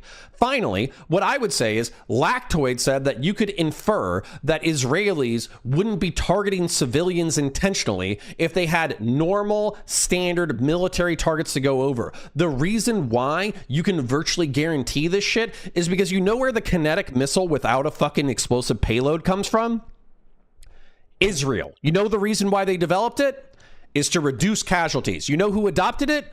The United States. And why did they do that? Because they don't want to kill civilians. They want to minimize the amount of civilians involved because it's bad for fucking everybody. It's bad for the rules of engagement. It's bad for recidivism for terrorist organizations. It's bad for recruiting. It's bad for press. It's bad for XYZ ABC. So yeah, industrialized modern fucking militaries don't actively kill civilians. And you can also tell this by the casualty stats, because Gaza could have been glassed 30 fucking years ago technologically. It could have been glassed fucking 100 years ago technologically, and yet it still stands with a 3 million person population. So to just act like Israelis are just out here gunning people down for fun, you would have stats that reflect those numbers, and you don't. I'll take the L on that one. Particularly on the video. You literally do have like during the protest. How many people have fucking died in the past 48 hours? Like 1,000? Yeah, I get that. They could have killed a million in the past 24 hours. Counterpoints. Not to try counterpoints. I wasn't equalizing them, but I specifically was talking about like gunning them down for fun. We saw soldiers during those protests, like at the mostly wall, peaceful and they were protests. gunning people down for fun. When they said that, they were gunning people down for fun. That's an actual thing that happened. Now, but I'm not saying that like please, which protest? Again, and what's the casualty stats? Please give me the casualty stats for that event. I'm gonna shut up, Scott, because it can't shut the fuck up himself. True. Don't worry, I'll do it for you. Friendly fire. But anyway, I like I just said, I'm not responding to when you're talking about the numbers, right? The numbers, saying that they're same. I'm saying specifically that the idea of killing people with glee, like on purpose, like just peaceful protesters. That's all. That's the only point that I'm responding to there. Okay. Go ahead, Corey. Yeah, Connor, just have a question to maybe hopefully better understand like where your limits lie or don't. Where earlier you pretty much like gave sort of a descriptive analysis of like, yeah, given what occurred, Israel is going to have a very heavy response. And I think earlier, you more or less expressed the sentiment, correct me if I'm wrong, like, basically they're justified now in sort of like annexing Gaza. So presumably, if it actually existed, a biological agent that could only target Palestinians, right, would they be justified in using that? No, of course not. Like, so sorry. Do you have a follow-up question, or should I expand? No. I would prefer if you can elaborate. That's where I'm trying to figure out where your limits. Like, they're justified in annexing it, and it seems like you're okay with like relocation. But there's always going to be, I think, understandably mass casualties along the way. So it's like, what is? I'm not asking for like, what's your limit of casualties of a numerical number. But I'm just curious, like, what would your analysis be of like not justifying? Yeah, the morality of who can be targeted and who can't be, and who should be killed and who shouldn't be. Which, by the way, like, I think the IDF is fucking up right now. They're actually burning through some of the goodwill they would have had. So what I would say, let's say that we have like perfect military technology. We can actually 100% discern between combatants and non-combatants. Okay, I would say that like at this juncture, actually, hold on, let me back up a little bit more. I am not a religious literalist.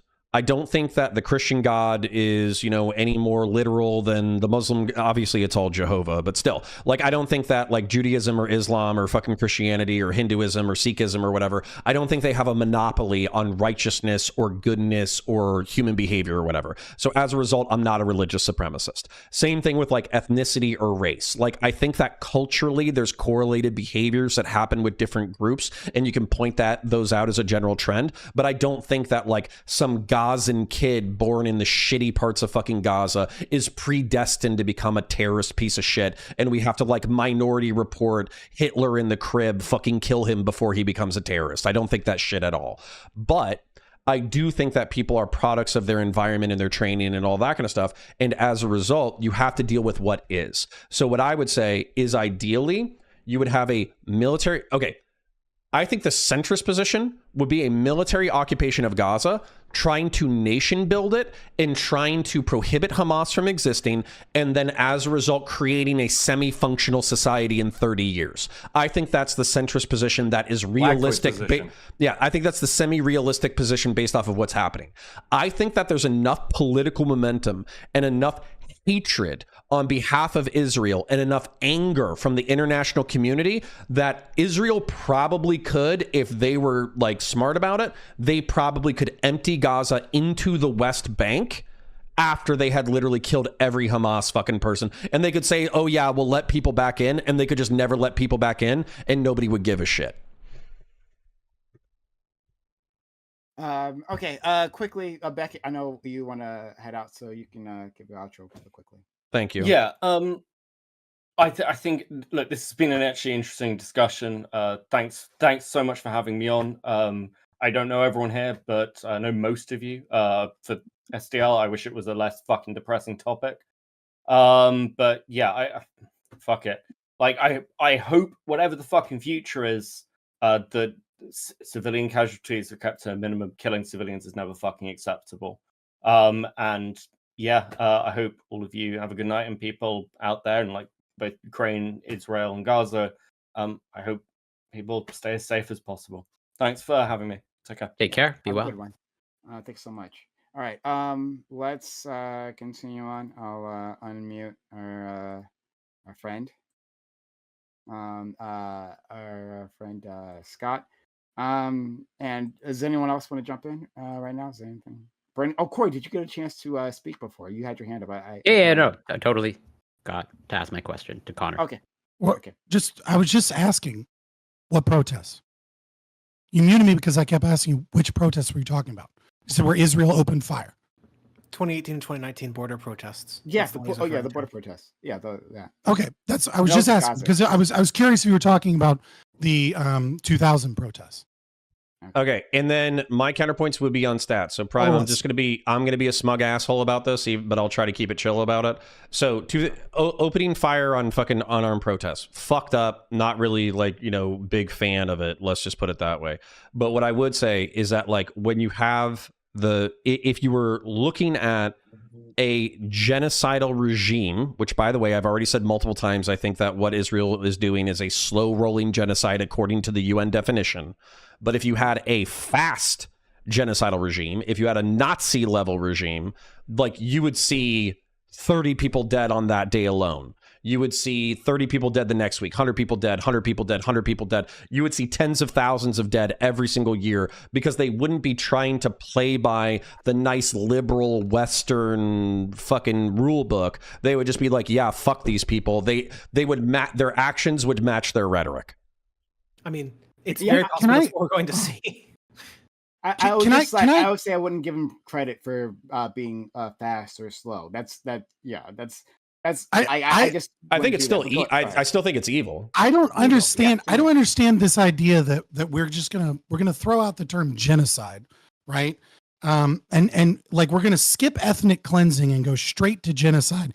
And genocide is in a country that's ostensibly yours but might not be yours, that you've attempted to have treaties with people to get them to take over the country for 86 fucking years. And every time they tell you, fuck you, we don't want to control our own country. We want to kill you all. We want to wipe you from the face of the earth because you're an evil, dirty Jew. We hate all Jews. Kill the Jews, kill the Jews, kill the Jews is their only answer they get. You call it a slow genocide when they build apartment buildings. Like, It's a really fucking weird thing to like, it's a really weird trigger word to almost be like, see, I get you lefties, I get it. But like, how is that a fucking genocide? Yeah, can I articulate why? So what I would say is, I'm asking. Sure. Yeah. So I think there's what a lot of people talked about returning to. I know that the ship has long sailed, but like the 67 borders, that seemed like something that was like a lot of people like negotiated. They thought it was a good idea. Maybe we could negotiate this, et cetera, et cetera. What seems to have happened, particularly over the past 30 years, is an ever increasing encroachment of settlements into the West Bank and into, I don't even know if they do anything in Gaza because frankly, I think it's so popular, no, they abandoned that in 2005. Well, it's probably so dense there's nothing to even knock down or populate. It's been banned. Yeah, it's been abandoned for 18 years. Right. So basically, but in the West Bank, they set up a settlement. Mm-hmm. They hire private security forces. They set up their Taco Bell or their McDonald's or whatever, like in their little downtown, like multi-level mixed zoning, walkable housing, which lefties should be totally with.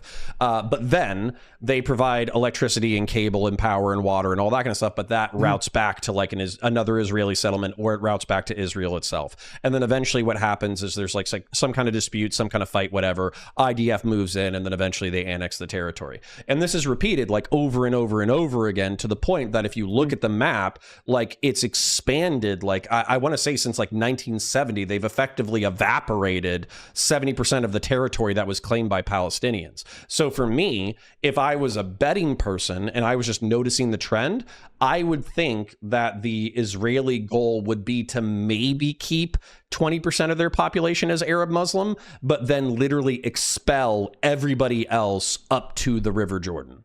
That would be my expectation based off of their current trajectory. Do you believe that the Mormons are committing a genocide against Mexicans? If they were, because what you just described is exactly what the Mormon Church. Well, they go into an area, they set up a settlement, they try and proselytize the community to their religion, they defend themselves, and sometimes there are even skirmishes between the Mormons and Mexican cartels. So what is the substantive difference between them? Do you believe Mormons are genocidal maniacs trying to destroy the Mexican people? Well, number one, I would say the 19th century Mormons were fucking psychotic genocidal freaks, but the modern like the ones, cowboys in Utah, I get it. Yeah, no, there was actually, like, I'm joking, but just to share a little bit of autistic history, there was a subsect of the Mormons called the Danites, and they were basically like an apocalyptic Mormon death cult, and they did like murder people who were traveling to the West Coast, kidnap their women so they could have essentially sex slaves and wives. And if you wanted to, the way I found out about this was by reading the second Sherlock Holmes book. So in the 19th century, this was all the rage. But for real, what's the substantive difference here? Yeah, so what's the substantive difference is, I would, in order to like properly analogize it, it would be if the Mormons were doing this with the support of the United States government, and then as the Mormons moved more and more into Mexican territory, the United States was claiming those territories as part of the United States. And if it seemed like the goal was to, I don't know, like eventually absorb Mexico City itself. Mm-hmm.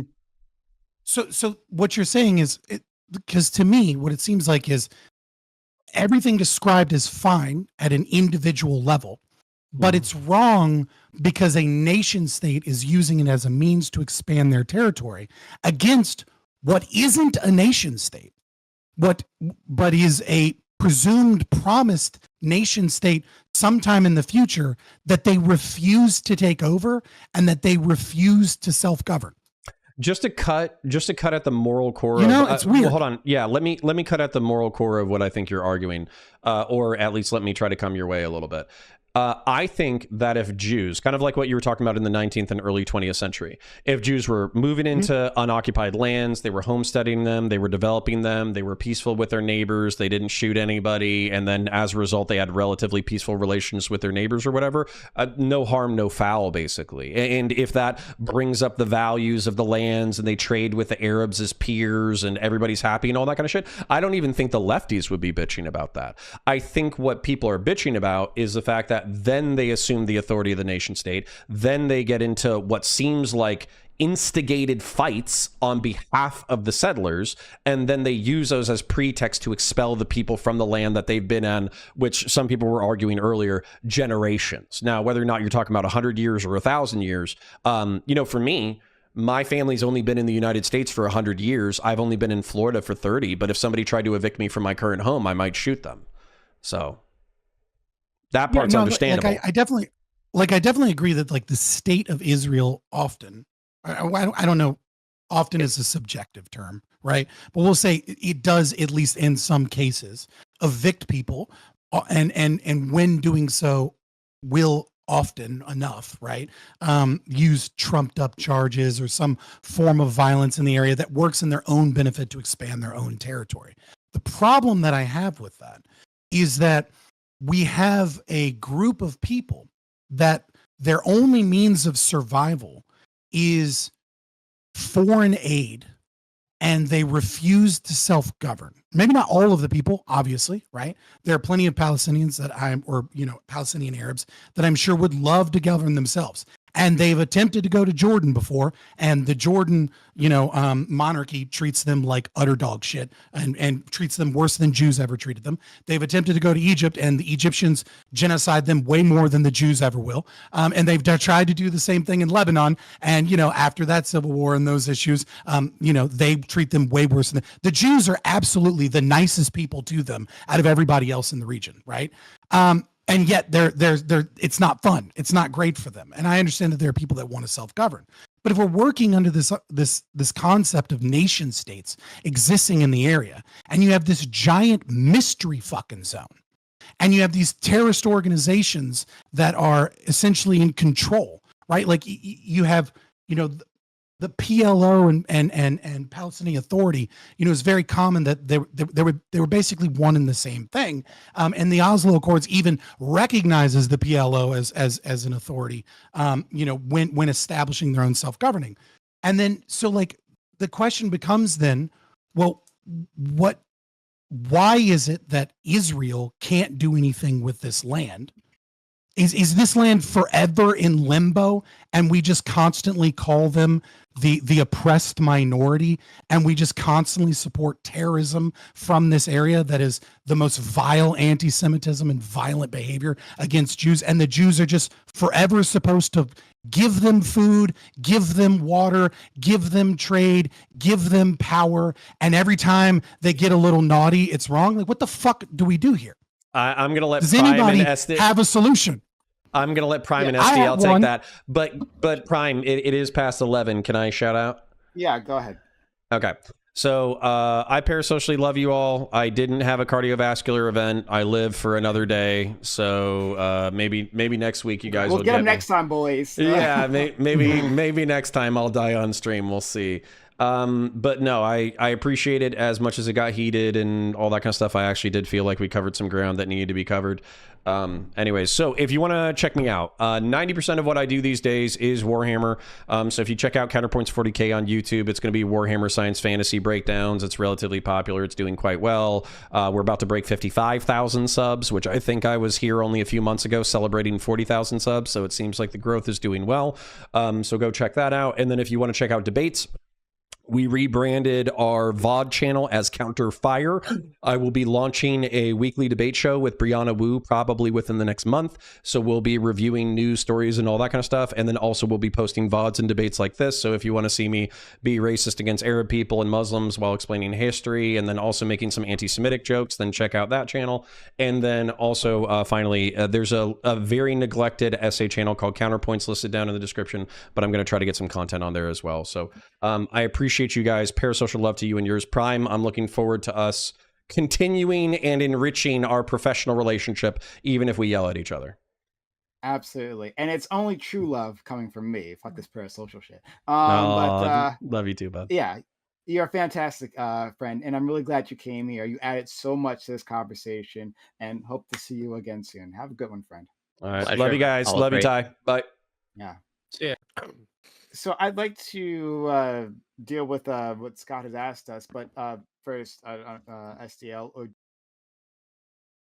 Okay, ladies and gentlemen, we've gotten a couple of donos tonight. Thank you, Remy LeBeau. Thank you, whoever donated. I'm sorry I haven't been more responsive to chat. My OBS is down right now.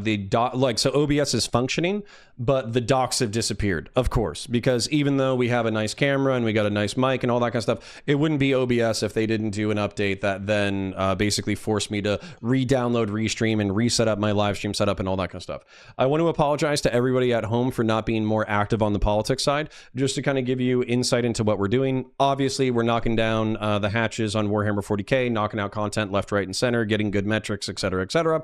On the politics side, we're doing a lot of setup. What I mean by that is we're working with Brianna Wu. We recently did like an IRL debate thing at the University of Central Florida. We were basically prototyping that with some of the equipment that we bought. Then we're coordinating with Destiny and Erudite and Pixie and the people down in Miami. Nothing official yet, but obviously if they're going to be down there trying to stream and hang out and do podcasts and all that kind of bullshit, and if they want to do IRL events on college campuses and I can help out with that, then I'm going to try to help them do that stuff as well. So we do have IRL political stuff to look forward to.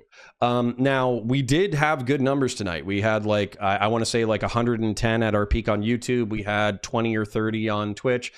So I appreciate everybody showing up. I appreciate you guys participating in the chat. Even if we had some schizos that I wasn't able to moderate, I appreciate you guys being schizophrenic and getting us some good engagement. Donations are always appreciated. So if you're not a Patreon member, go to patreon.com/counterpoints. If you're not a YouTube member, go ahead and become a YouTube member. If you want to do super chats during shows, super chats are always appreciated. And also on the Twitch side, I have a Stream Elements link. It says donate on twitch.tv. And if you go to the Counterpoints channel, there's a donate link where you can donate direct to me via PayPal. Also, the email, Counterpoints Coliseum. If you do Counterpoints, common spelling, Coliseum, COLOSSEUM, counterpointscoliseum@gmail.com. You can just PayPal me if you got some cash. I do appreciate viewership. Very happy to have all of you above, but I also want to go full time eventually. So if I stream a whole bunch and then I make $7, then my wife is obviously not going to let me quit my job. But if I stream a whole bunch and I make $1,000 or $1,500, and then I have this side gig that pays me $2,000 a month, and I have this side gig that pays me $2,000 a month, then maybe with 2 kids and a wife and a mortgage and a car and cell phones and all that kind of stuff, maybe eventually I can consider going full time. So parasocial love to you and yours. Thank you for coming to the stream. I sincerely appreciate you, even if I can't acknowledge you right now. I hope you all have a beautiful night. Catch you in the next one. Bye for now.